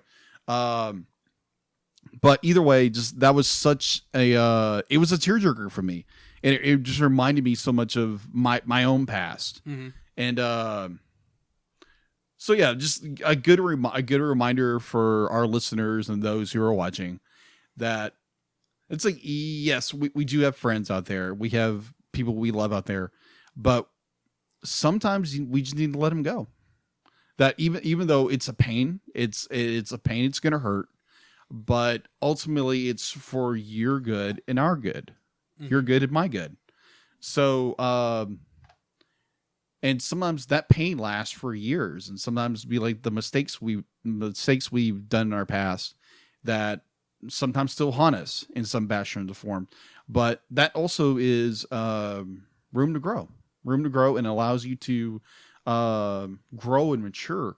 And I don't think, for me, definitely in my faith with Jesus Christ, I don't think I could have really gotten through that without my faith and my insurance in Jesus Christ. So in that, I would just say, if you truly love somebody, You have to be able to let them go. yeah, you gotta let them go. And yeah, to this day, it's great when you see someone for, maybe like the briefest moment. They used to be like, it's like telling her son that, oh, he's my friend. He's my friend. And yeah, it's really comforting in that way, that be like, even though we all make mistakes, we all make errors. And it's wonderful when you are forgiven. You are forgiven when you make mistakes. In the same way that Penelope, forgave Ralph for his mistakes. Mm-hmm. And you see, I'm going a little deep on this one. Yeah, I noticed. But yeah, it's this idea of letting go and growing through that experience. Don't hold it back anymore. Don't hold it back. Be like, yeah, there's gonna be pain, there's gonna be sorrow, but in the end, it is going to be better in the end. So Twitch Josh said, "Thanks for coming to Jacob's TED Talk." Just had to throw that out there. And all I have to say at the very end is thank you, Sherry. All right. My third I like how Felix and Calhoun raised their 15 children. Oh my gosh. That is the best joke in the whole thing. I would agree because with you there. At the beginning of the film, when they adopt the kid, Oh all my the other gosh. racers, and The surge protector. the searcher says, "Y'all do know what you're in for, right?" It's like, "Oh, we'll be fine. You just gotta give in to their every whim, right? Give them what they want." It's like, No. And then before Ralph leaves, Felix for the first time goes to Tappers and downs a whole root beer. And at that point, it's like, okay, yeah, this is not going to go well. No, at all. But then you get to the end of the movie, Yes. and those kids are the kindest, sweetest, gentlest creatures in the entire arcade. Yes. To which the search protector says, "I don't know how y'all did it." And he says, and Felix starts going into this, and just as he's about to say, "Well, we do this," the race, all the racers drive past, making loud enough noise where you can't hear what he says. Comes to us, and then Calhoun says, "And then you've got it," and then the other group of racers goes past, and then The best part. Everything comes up and says, and the search protector says, "Wow, I wish every parent could have heard what you just said." It's like, that is so wrong, and yet that's hilarious. Agreed. Anyway, yeah, that's my third like. All right, so before that, I want to give some honorable mentions. The end credit scenes. Yes, I do want to bring up the best tribute to every cut scene in any film Yes. we've seen in trailers. Because they come up and you see those two characters from the trailer and you go, this is weird that they're bringing them up now since they weren't in the movie. Yeah. And it's just saying, "Well, honey, how'd you like the film?" It says, "Well, there was a trailer from there's a scene from the trailer that didn't make it in the movie, and that made me sad." 3, 2, 1. Play the scene. And that's still funny, despite the fact I saw that trailer 15 times back in the day. And I'm just watching that rabbit thinking, "Oh, I feel sorry for the look on the rabbit's face." When she says, when Penelope comes out and says, "Look what I found." You see that look of dread over his face. It's like, oh man, I wish we could have seen what this scene originally was supposed to be in context, because there's something happening here. Oh man. And then, oh my gosh, the best Rickroll, Rickroll that's ever been done. Yes. I hadn't even been thinking of Frozen 2 when this movie came out. I was. I know you were. But I realized, oh yeah, Frozen 2 is coming out. Yeah, everyone's going to want to see the trailer for this. I'll stay around and watch the trailer. The minute they said click here, I thought, I was like, no. Not what we're going to see. And I kind of already knew it was going to be Rick Astley. Yeah. Except not Rick Astley. It was Ralph Astley. Sorry, I took over your thing. No. You did great. Also, there is a great scene. I don't know if you can watch these on Disney Plus, but I have the Blu-ray. He obviously has the I have the 4K Blu-ray. He has the 4K Blu-ray. There's a great. It's a apparently it's a very early. They're early in the stage of working on the movie, and so for some reason they got stuck on cat videos. And so they made. Of course, it's the internet. It runs on cat videos. They made their own cat videos. Duh! You had to put cat videos in this movie. Yes, they made some, and they are hysterical. They are so good. So you know what this movie really was missing that would have put it right over the top? What? Angry, grumpy cat. Hanging out with Grumpy. That would have been hysterical. They at the very end during the credits. Yeah, you can see a grumpy cat character. Yes. Illustration, but it's not tartar sauce herself. No, it's not tartar sauce. But those videos are hysterical. If you can get a hold of them, either through its physical media or on Disney Plus, go watch it. It's hysterical. Mm-hmm. And I found myself just laughing my head off. It's like, oh my gosh, that's hysterical. Because that's what cats do. Yeah. And just the genius of Disney imagination and just cat videos. It's great. Yeah. It's great. So yeah, that's my and his honorable mentions. Yes. So dislikes. I'm letting you go first because you're the one who pointed this out to me originally. Yes. And I am more thinking especially after watching this film. Mm-hmm. I have additions to the problem. Yeah, I do too. That this film has, but you go first. All right. And then I'll turn this into the horror movie it actually is. Yeah, pretty much. On both ends. All right. So as most people know, Wreck-It Ralph, mm-hmm. the first one, the whole premise is going turbo. Yeah. And how you shouldn't do that. It wrecks games. It mm-hmm. wrecks lives. And so our main antagonist of King Candy, aka Turbo, is where we get the term turbo from. Yes. And it's emphasized. He was turbo in Turbo Time. Yeah, it's emphasized throughout the entire movie how going turbo is a bad thing. And so you have this built-in canon where it's a major point in the canon. You have to sit there wondering, why are they not remembering this? Yes, exactly. So in Ralph Breaks the Internet, Penelope goes turbo. Vanellope. Sorry. Vanellope goes turbo, and it's fine. Okay. So here's I went on a logic thought process today, trying to think about this. Oh, yeah. Because I thought about it too. In my mind, I was trying to come up with a rationalization of how this was not her going turbo. Okay. Because I couldn't imagine the writers, this being the same writers of the first movie, mm-hmm. could not have had that in their mind when they were making this character. Mm-hmm. The only way I can get it is that is the fact that there is a form of being introduced into somebody else's game where you're not technically going turbo, and that mm-hmm. is when you do not destroy or cause problems with the game itself. Yes. That causes it to be unplugged. Or in the case of what we're going to get to with Slaughter Race being completely rebooted. Mm-hmm. And I do mean completely rebooted. And there is proof that this exists in the first movie. Mm-hmm.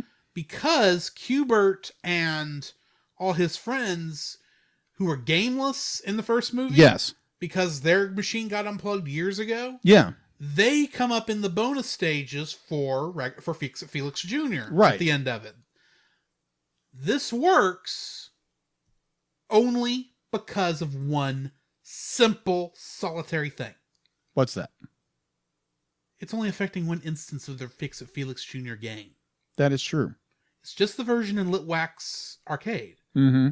It's not every version of it, so that if there is one change, if there's one that's got all this, you could conceivably consider it a mod by the humans, and maybe no one will care, because it's not really affecting anything. Yeah. There is no intellectual property being damaged or used irresponsibly. Put that in the back of your mind. Yes. Continue. Okay, so in the course of the film, Vanellope is complaining that her game has become boring. She knows everything about it. She's grown. What's a good word? Bored. Bored. That's a good word. Bored. Bored of her own game. And so when she's been doing it for 6 years. So yeah, she's done it for 6 years. But like, yeah, she knows it's not a game that's going to be getting updates. Yeah, that is true. So throughout the course of the movie, be like, her game is unplugged. She's homeless, and her and Ralph go to the internet. They discover Slaughter Race and how much more fun Slaughter Race is to her own game. And so Vanellope now decides that she wants to be part of Slaughter Race now. Now, before we get farther than that, I know I keep interrupting, but No. it's because I have points to add. Okay. I thought when I originally was watching this movie that because Gal Gadot and her gang were, obviously gang members, kind of a weird mix of Fast and the Furious and Grand Theft Auto. You had to say, you happen to say Fast and the Furious. I have to because Gal Gadot and Vin Diesel are in this movie. Yes, they are. And they're in that movie too. Yeah, they are. Just gotta put that out there. That is true. But it's obviously that mixture of those two concepts. So I was thinking, okay, these are going to be the obvious villains who are going to get Vanellope off on the wrong road, and it's going to lead to her detriment, and they're the villains. That could have been I expected Shank to be the main villain. That would have been a nice twist. Halfway through this movie. Yeah. And then Ralph goes down to the dark web, and we know what happened there. Yeah. But I was expecting that to be the case, and it was going to be that she had to learn, yes, wanting change is not a bad thing, but one should be careful where one goes, because obviously they look like gang members. It looks like this is the evil side of things. Now, granted, that's not what they're doing with this movie. But that's kind of where my mind was going when I originally watched the movie. Yeah. And honestly, it kind of feels like that was where it was going to go the second time, despite the fact I knew how the movie ended. Anyway. All right. So by the end of our film, be like, Ralph's virus, does shut down Slaughter Race. And so they have to very quickly exit Vanellope from the game. Otherwise, she'll be deleted. So when the game is rebooted, for some reason, now that Vanellope is dead set that she wants to be part of Slaughter Race, Shank can somehow reset the game to where she's now part of the game itself. I'll get into that here in a minute. Yes. So now Vanellope has abandoned her own game, even though in the very beginning of the film, like you take the very end of Wreck-It Ralph. Ralph himself says she's the most popular character in the game. Yes. And then you start this movie. One of the girls says, be like, pick Vanellope. She's the best character with her glitch. And then Vanellope has the gall to say, there's 15 racers. They're not going to miss me. Yeah, they're not going to miss her. Right. Yeah, exactly. You are the most popular character on that game. Now, granted, you are the popularity of that game has gone a little downhill in the last 6 years since. Yeah. In the first game, it was a brand new console, a versus machine. Yeah. We had two different they screens. changed. In this one, it's a single machine, so they probably had to sell the other half of the machine at some point. Probably. So here is the main problem with this whole concept. She goes turbo, and there's no problem with it. There are huge ramifications for this, and I know where you're going with this. Yeah, that's why I'm letting you get it done. Okay, so my problem is she has literally destroyed her own game because of her selfishness. Like the fact to be like, your game is 6 years old. It's a very surprising that Fix and Felix Jr. it's been around for, at this point, 36 years. Well, it's been 6 years since that game. I don't think that was a new game. No. In the first movie. I think it had been there at least 2 or 3 years. And it'd been there for a number of years. Had to have been there for a number of years in order for King Candy to be able to get in and hang out, because I think he said something like one has to wonder what Turbo was doing in between that time. Yeah, so there's a good amount of time. Well, the fact like most arcade games, unless they are like upkeep and all this stuff, like there's a high output with these things. You can't keep them forever. No. Most of them they go into personal collections and all that kind of stuff. They don't stay in arcades. In the United States, a lot of times the arcade, especially in the more recent years, they stay in the arcade until the arcade closes permanently. Yes, exactly. Or in most cases, they're not actually owned by the arcade; they're owned by vending companies. Yes. And they will move stuff around from time to time. Yes. In order to get stuff to play better. Yeah. So it takes a while, but it will eventually should go to somebody who is, you hope it goes to somebody who actually take care of it. In most cases, they're already too worn out.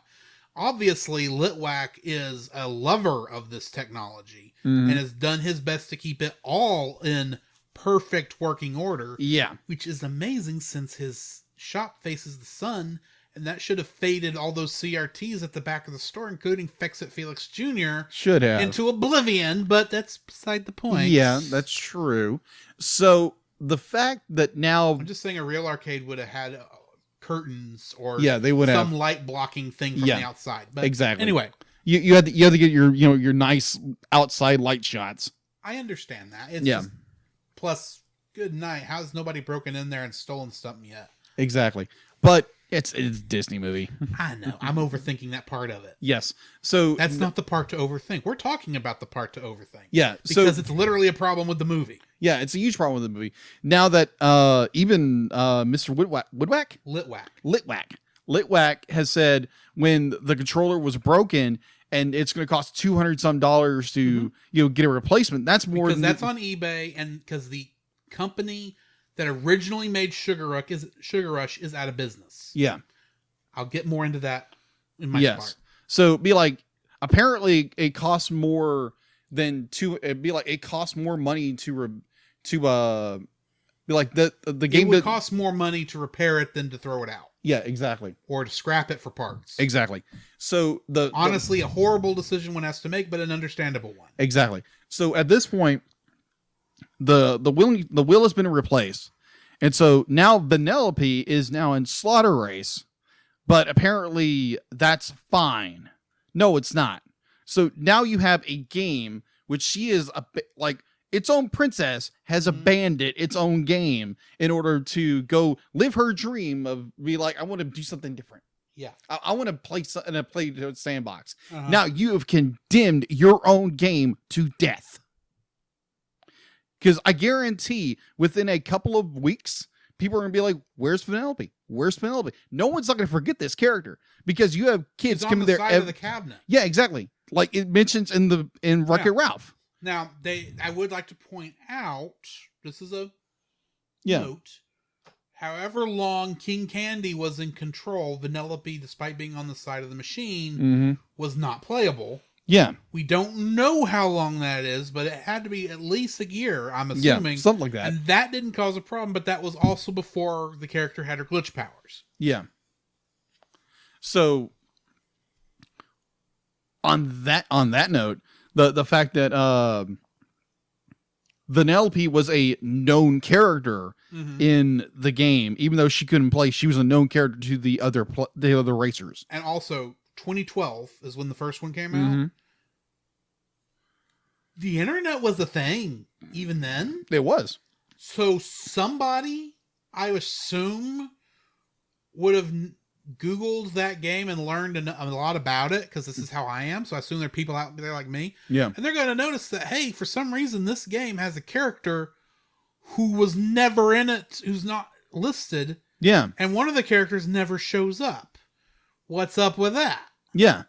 That would have come up. That would have come up. I agree with you. There's a lot of logic kind of just swept under the rug with these films. And so now... the logic's about to shine here in a second. Oh, yeah.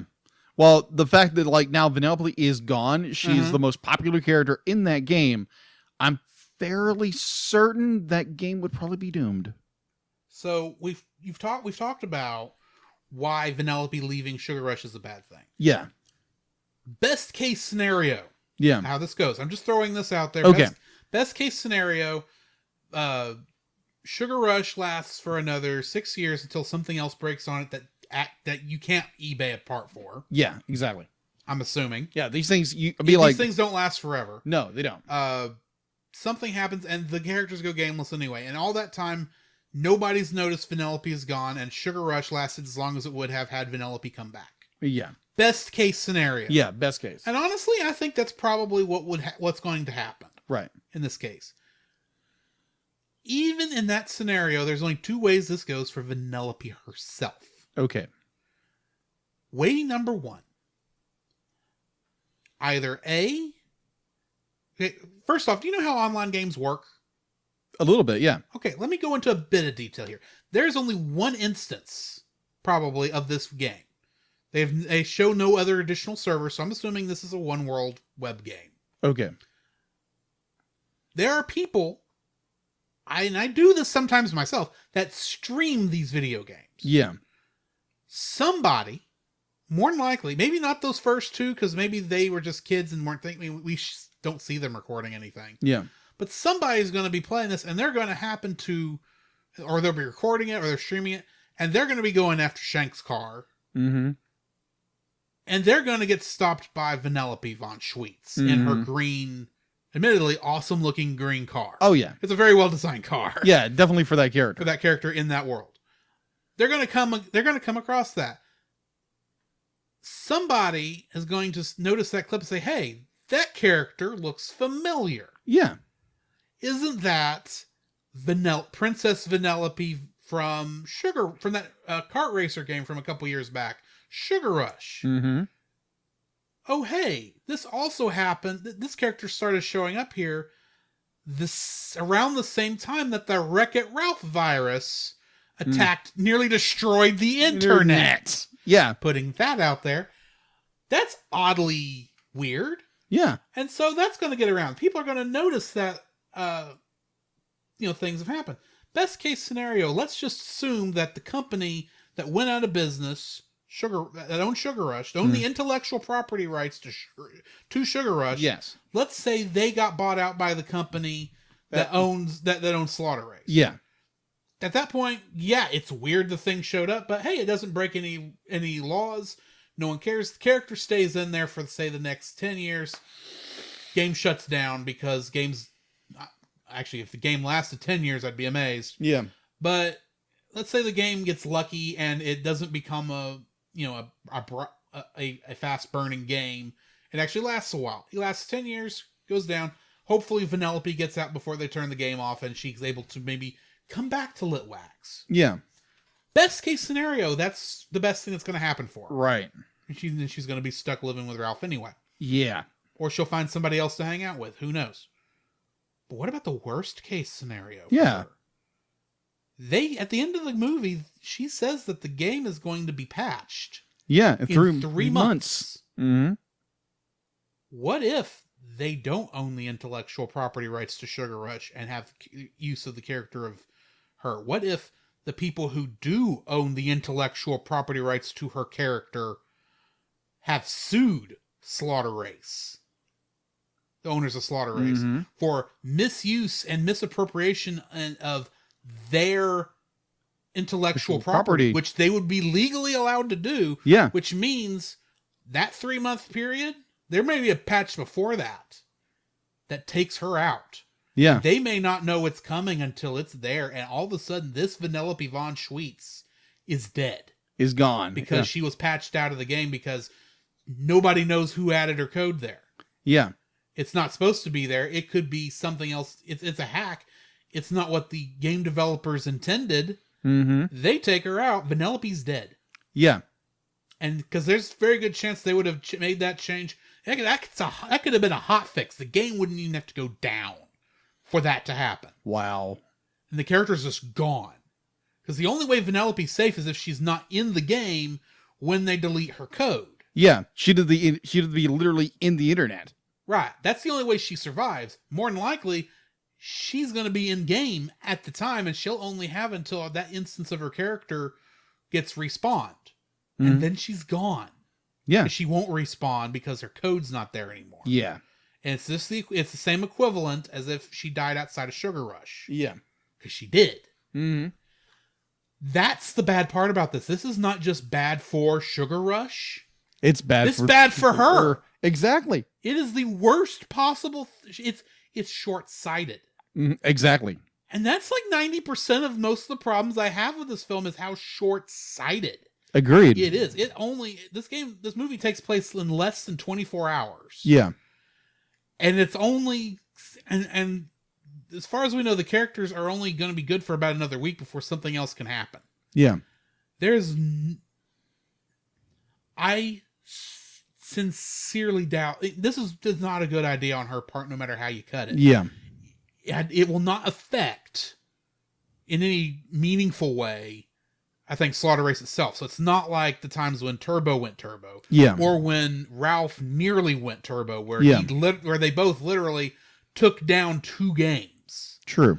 She was only going to, at worst, kill 1 game. But she was also going to kill herself in the process. Yeah. Yeah, it's used. That's the biggest problem with her going turbo. Agreed.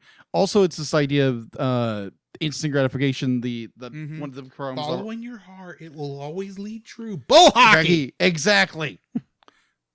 It's the closest way I've gotten to cussing in this show. Yeah, it's like you said. It's the most short-sighted, very selfish idea to do. The biggest problem with this movie is A, it's not teaching a good message. No. And B, it's the exact opposite message the previous movie taught. Exactly. It is literally the antithesis of what the previous movie taught. Yeah. Like, yeah, use the big $30 word. Yeah. So this idea that like the princess will be like, what your song is, and be like, she comes up with Slaughter Race, or and that makes sense. It does make sense. It's maybe not Slaughter Race itself, but something like that she can't get in Sugar Rush. That is fair. It is fair. I understand that. I've been there. Yeah, we all have. Ralph was there too. Yeah. And Ralph, while he didn't exactly explain his thoughts, he could have been there. It would have been better if he had just sat her down and said, "Look, this is what I went through when we met." Yeah. Yes, I know it sucks knowing everything, but you have a reason for being there. Heck, she's a player character. Yeah. And she's a favorite character. And it's her fault the game is messed up. Yeah. Not Ralph's. Yeah. Ralph was just doing the best he could. He was trying to be a good friend. Yeah. She's the one who fought back against the player. That is true. This movie is her fault. That is true. This went just a lot further than I thought it would be. Because it has to. It does. When exactly. you logic this out, you realize Vanellope is the problem. Yeah. And she does not grow. I have actually now jumped into my second dislike. I apologize. No, you are good. You are good. Go for it. Vanellope is the worst character in this film. Oh, nice bird. Continue. She, in the first movie, if you take the first movie by itself, I have said many times, she is my favorite Disney princess. Agreed. Raya beat her recently, I think. I haven't gotten a second viewing of Raya yet to really know this, but going off of Wreck-It Ralph 1, she was my favorite princess. Now she's my most hated character, not just in these 2 movies, but maybe most Disney. Oh, wow. She has made me that mad at her because she's a brat. She doesn't learn a lesson in either movie. She has no character growth from her initial appearance in Wreck-It Ralph, which I did not realize until I started thinking about it. Wow. Because at the end of this movie, she is the same as when she first showed up. She's still the same brat who's trying to get her way. That is true. And that's all she was doing in the first one. Now, in the first movie, you feel sorry for her. You did. She's gotten a bad rap. She has nothing to complain about other than being bored. Yeah, exactly. In this movie. She is the most... She's not a good character. Yeah. She's incredibly every other character in this series, including King Candy, has more growth than her. The only characters who don't are the extras and the cameos who can't change. Every other character has more character growth. Tell me I'm wrong. You're not wrong. Exactly. Yeah, it's more of that Vanellope. I would agree with you. She is a very selfish character. She doesn't learn. Mm-hmm. She is, her own ambitions is for her own goal. It's not be like, what do I do to better everybody else? No, it's her selfish ambition. Yeah. And it's that she's only worried about herself. Yeah, she doesn't care about her own game. She cared about Ralph because Ralph was the first person who treated her like a normal person. Yeah. Who treated her like she had the same problem he did, and that she was misunderstood. Yeah. So yeah, they have a relationship, and they're probably the only two that really understand what the other's going through. Yeah. The difference is Ralph grew. He did. He matured. Penelope didn't. And that's what annoys me about her character. It I agree. Makes her the most hated character I can think of in Disney right now. Wow. That is... Because even the evil stepsisters, every villain in Disney, starts their journey in one place and ends it in another. Yeah. Penelope doesn't move an inch. Everything happens to make her life better. She does nothing to grow herself. I would agree. I would agree with you. I'm fairly certain there's probably some people out there would argue with... chicken from Moana is a better character than Penelope. Yeah. Okay, that one may be a stretch. Yeah, that's just a little bit of a stretch. That's a little bit of a stretch. Wow. Yeah. I was trying to think of there's got to be some character who that we both are not big fans of. Oh my gosh. Wow. Anyway, I have... But dude, that was like the biggest, like... I'm sorry. Props. Like extreme props. And I'm the forgiver of this thing. I forgive a lot of crap in movies. I can't forgive this. I can't forgive that she does not grow a iota. I'm trying to think of the word. A Yoda meter. Yoda meter. You know what a Yoda meter is? No. It is the smallest unit of measurement in the metric scale. Really? Of length. A Yoda meter. A Yoda meter. She does not grow one Yoda meter in these films. And that annoys me. Wow. That's deep for a dislike. Like extremely well done, well played. It is, and that's what's weird because the rest of the movie I enjoy. Yeah. But she annoys me. Agreed. She's not growing. Anyway. Wow. Your second dislike. I don't know how to come back from that. Wow. that was incredible. There again, my pad is going up. Yeah. You put your notes in a weird order. I do.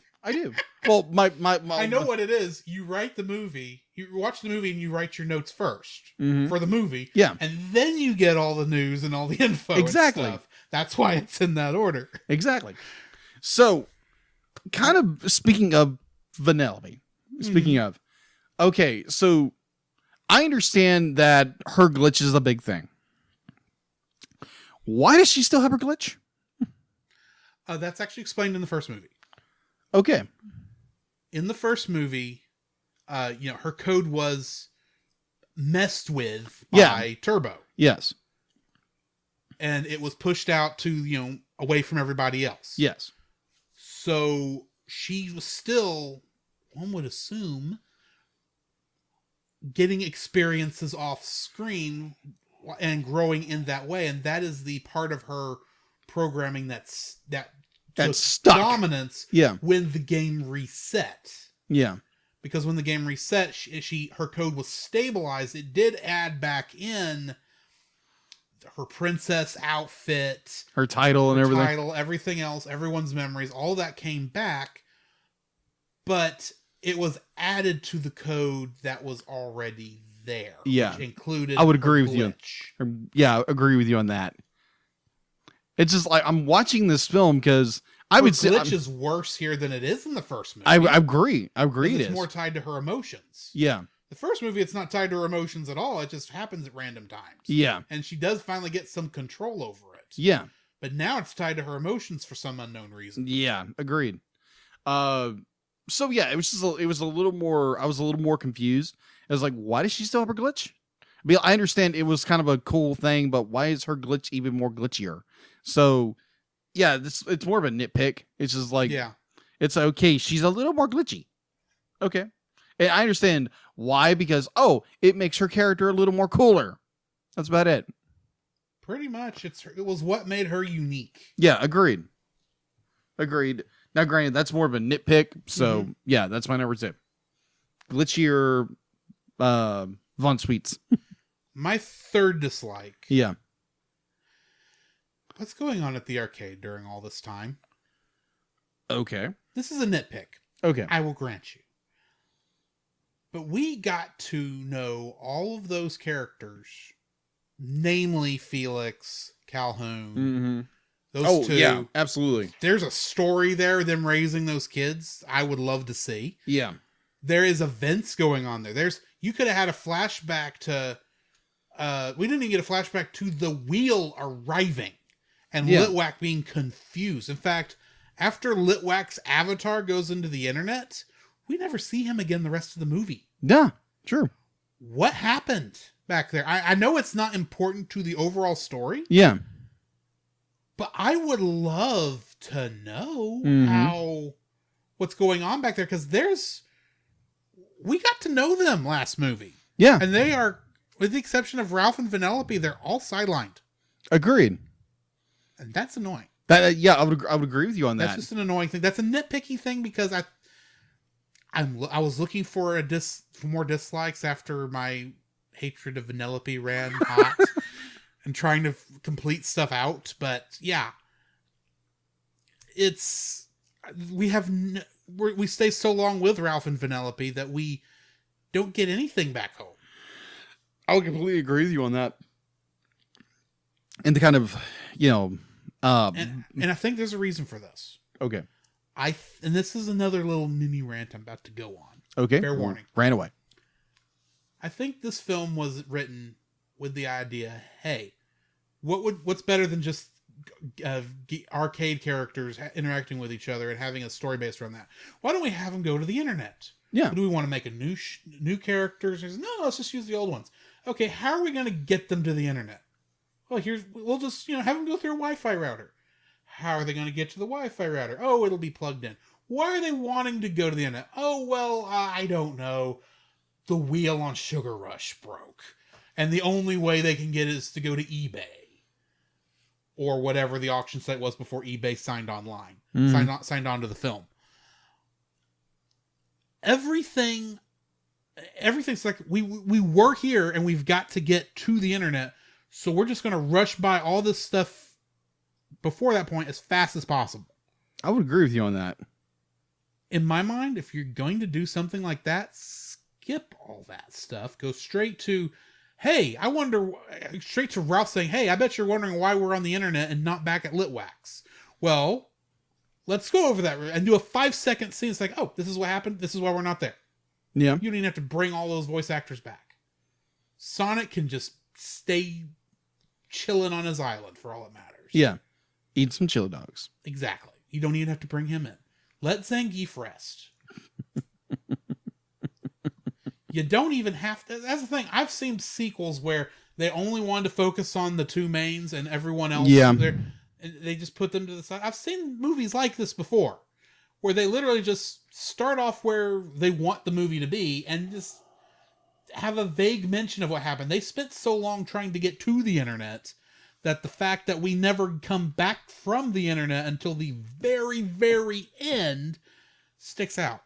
Agreed. If you're gonna have, you can't just introduce characters for 5 minutes and then not show them for 90% of the movie. You can't do that. Excellent. That's just my opinion. I agree. Kind of piggybacking off your 3, the fact to be like, for me, I was kind of missing the more backstory, like what happened to all these other characters that everybody else did get sidelined, and it was annoying. It was aggravating Because there again, like you said, but we got to know all these characters, and some of those characters are more interesting than Ralph and Yeah. Penelope. exactly, yeah, Calhoun, Felix's and Calhoun's story in the first movie is great writing, yeah, exactly, and them falling in love is a great side story. I can't see a whole movie based on what they were doing. yeah, But it's a great side story. It's one of the best but it's some of the best moments in that movie. Ralph and Vanellope is just like, yeah, this is what's moving the plot along. This is the story we're following. I still say they're not the most interesting characters. yeah. I say they could have done maybe, And then this, they still could do a. I think there's a third. Okay, I think they've got to make a third Wreck-It Ralph movie, and if they do, it could save this movie. it could. It could redeem all of my complaints about Vanellope by showing the consequences of her actions Yeah, and them having to come back and somehow save the day. agreed. Completely agree with you. I on don't that. think they're going to do it, but I think I think it would be a good It idea. almost feels like they were laying the seeds for that, Yeah. and I don't think it's going to happen. But anyway, There again, it took 6 years to do the second one, yeah, so it could be another 3 to 4 years before they do another one. We don't know. we don't know. Anyway, do you have a third dislike? Yes, I do. All right. Now, granted, this is a severe nitpick, and anybody who's on social media knows this. If you are on social media, or definitely let's just say it, Twitter is not that fun. No, it is not. Here's the thing. I actually love the visual. Of Yeah. the birds Yeah. tweeting and then them sharing the tweets out. It doesn't work that simple. No. Because let's face it, I try to get stuff out to Twitter. I forget sometimes, at least to put out the episode, to advertise the episodes Mhm. for the few people who follow us on Twitter. Mhm. I forget. I don't even know what I'm looking at when I open Twitter at this point. Yeah. Of course, 'Cause- half of that's because I'm looking at everything you followed through our thing, and it's like, what? I don't know who this is. Oh wait, I'm on the Cellcast one. I need to switch back to mine. These people, I know who they are. Right. So this Twitter is a minefield that is so destructive and so chaotic. It's a den of vipers, to use a more of a theological term or a biblical term, a den of vipers. Well, if we're going to use a term that works for this movie, you could say it's a hive of scum and villainy. That is true. That is so true. The A fact wretched hive of scum and villainy. villainy. That is so true. That is incredibly true. Just I understand you are wanting to make a nice, friendly movie. I get it. That's where Disney does. And thankfully, they only made the one joke about Twitter and they moved on. Yeah. But it's also the only social media site they showed.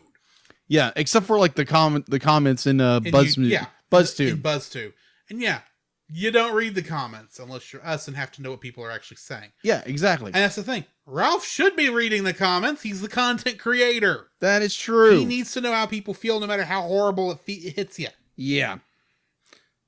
Like, even though that's a really We good... read comments. Y'all need to comment more, if I'm going to be honest. Yeah. Your comments would be Appreciate it. much appreciated. Tell us we're scum for all I care. Just talk to us. Yeah.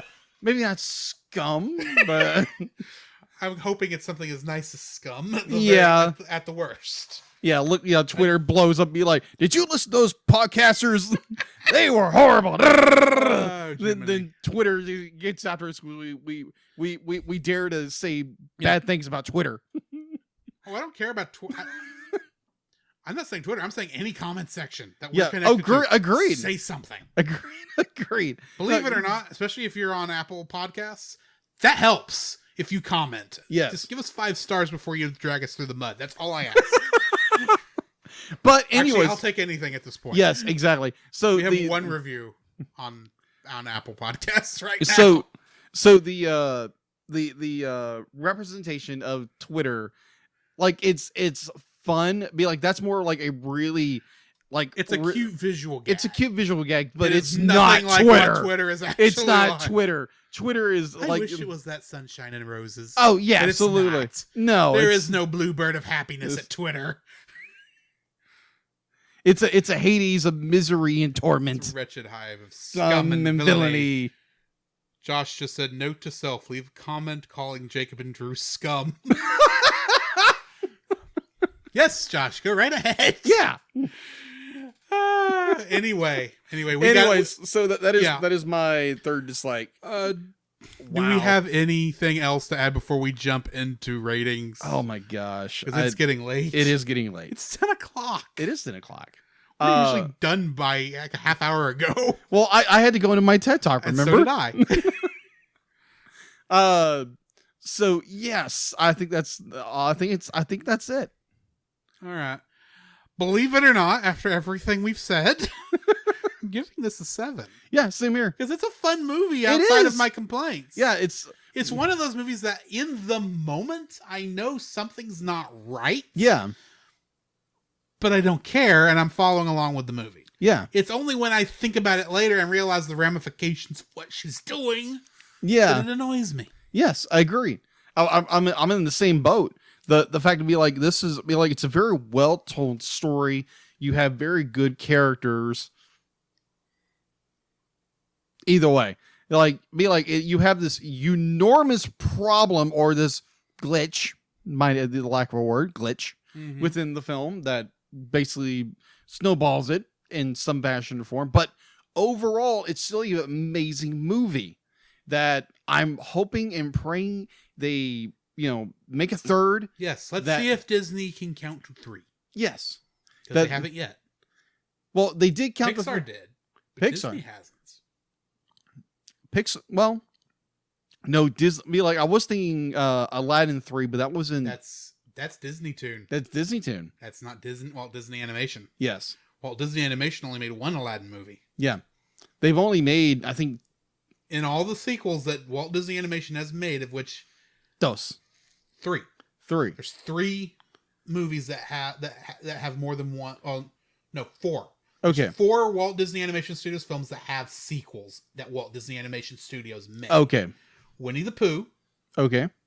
Because there is one other Winnie the Pooh movie that I keep forgetting about that came out around the time of Tangled, which I've not watched. Yeah, it's true. There's Rescuers with Rescuers Down Under. True. Good one. Frozen and Frozen 2. And now Wreck-It Ralph. Yeah. So I would agree. They have yet to make a 3 in any of their any of the Walt Disney Animation films. There is a Tangled the series, which we are doing for... Right, but that's not Walt Disney Animation. I think that's Disney Disney Television Animation. I would agree, but I'm also trying to give us a plug. Oh, yes, I know. Go listen to our reviews. I'm finally re-releasing them again. Yes. We've been busy. I got distracted. Anyway. Cinderella 3 was Disney Toon, Josh. Yeah. Any of the 90s stuff that came out, that was Disney Toon. That's Disney Toon. Walt Disney always goes to theater. Anyway, that brings us to the end of another episode, possibly the longest episode yet of the Cellcast. Yeah, that's nuts. What are we looking at now? Since I started recording, 2 hours and 33 minutes, and I know there's stuff that's got to be cut out of there. Yeah. I think the longest one before that was Transformers. Yeah, Transformers is like what? I think is longer. I think it's about the same length. I don't remember. And that was before we started doing this 3 like and 3 dislike. Yeah, format. actually get more of a structure. Yeah. But yeah, wow. But we had stuff we had to get off our chests with this one. Yeah, agreed. So yeah. So join us next time for a trip to the far off future of 2002. Do you know what movie I'm talking about? I'm drawing a blank. Help me out. It's right over there. The DVD is. Oh, yes. The Jetsons, the movie. I have been waiting for this one since I remembered it existed. Same here. Oh my gosh.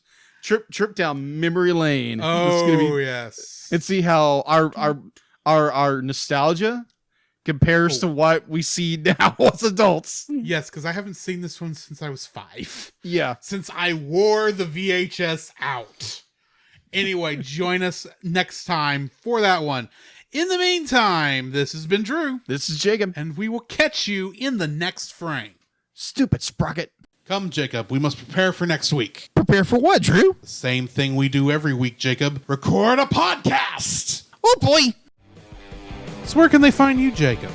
You can find me on Facebook at Jacob B. Heron, also on Facebook at Jacob's Daily Art Corner, where I try to draw each and every day. I don't get to it as often as I like, but join me there. Also, you can find me on Instagram at Jacob B. Heron, on Twitter at Jacob Heron, and Letterboxd at Jacob Heron. So where can they find you, Drew? You can also follow me on Letterboxd at ggeorge759, Facebook as Drew Dodgen, my Facebook page where you can see pictures I've taken at Drew's Photo Bin. You can also follow me on Twitter at ggeorge759. You can email us at thecellcastpodcast@gmail.com. You can also follow us on Twitter at cast_cell. You can follow us on Twitch at twitch.tv/thecellcastgaming. You can also follow us on YouTube at Cellcast, Listen to our podcast on Apple Podcasts, Google Play Podcasts, Stitcher, Spotify. and your favorite podcast directory. You can also listen to us on the Movie of the Week podcast with Jim Heron, where we talk about live action movies. And remember, Cell is a single L.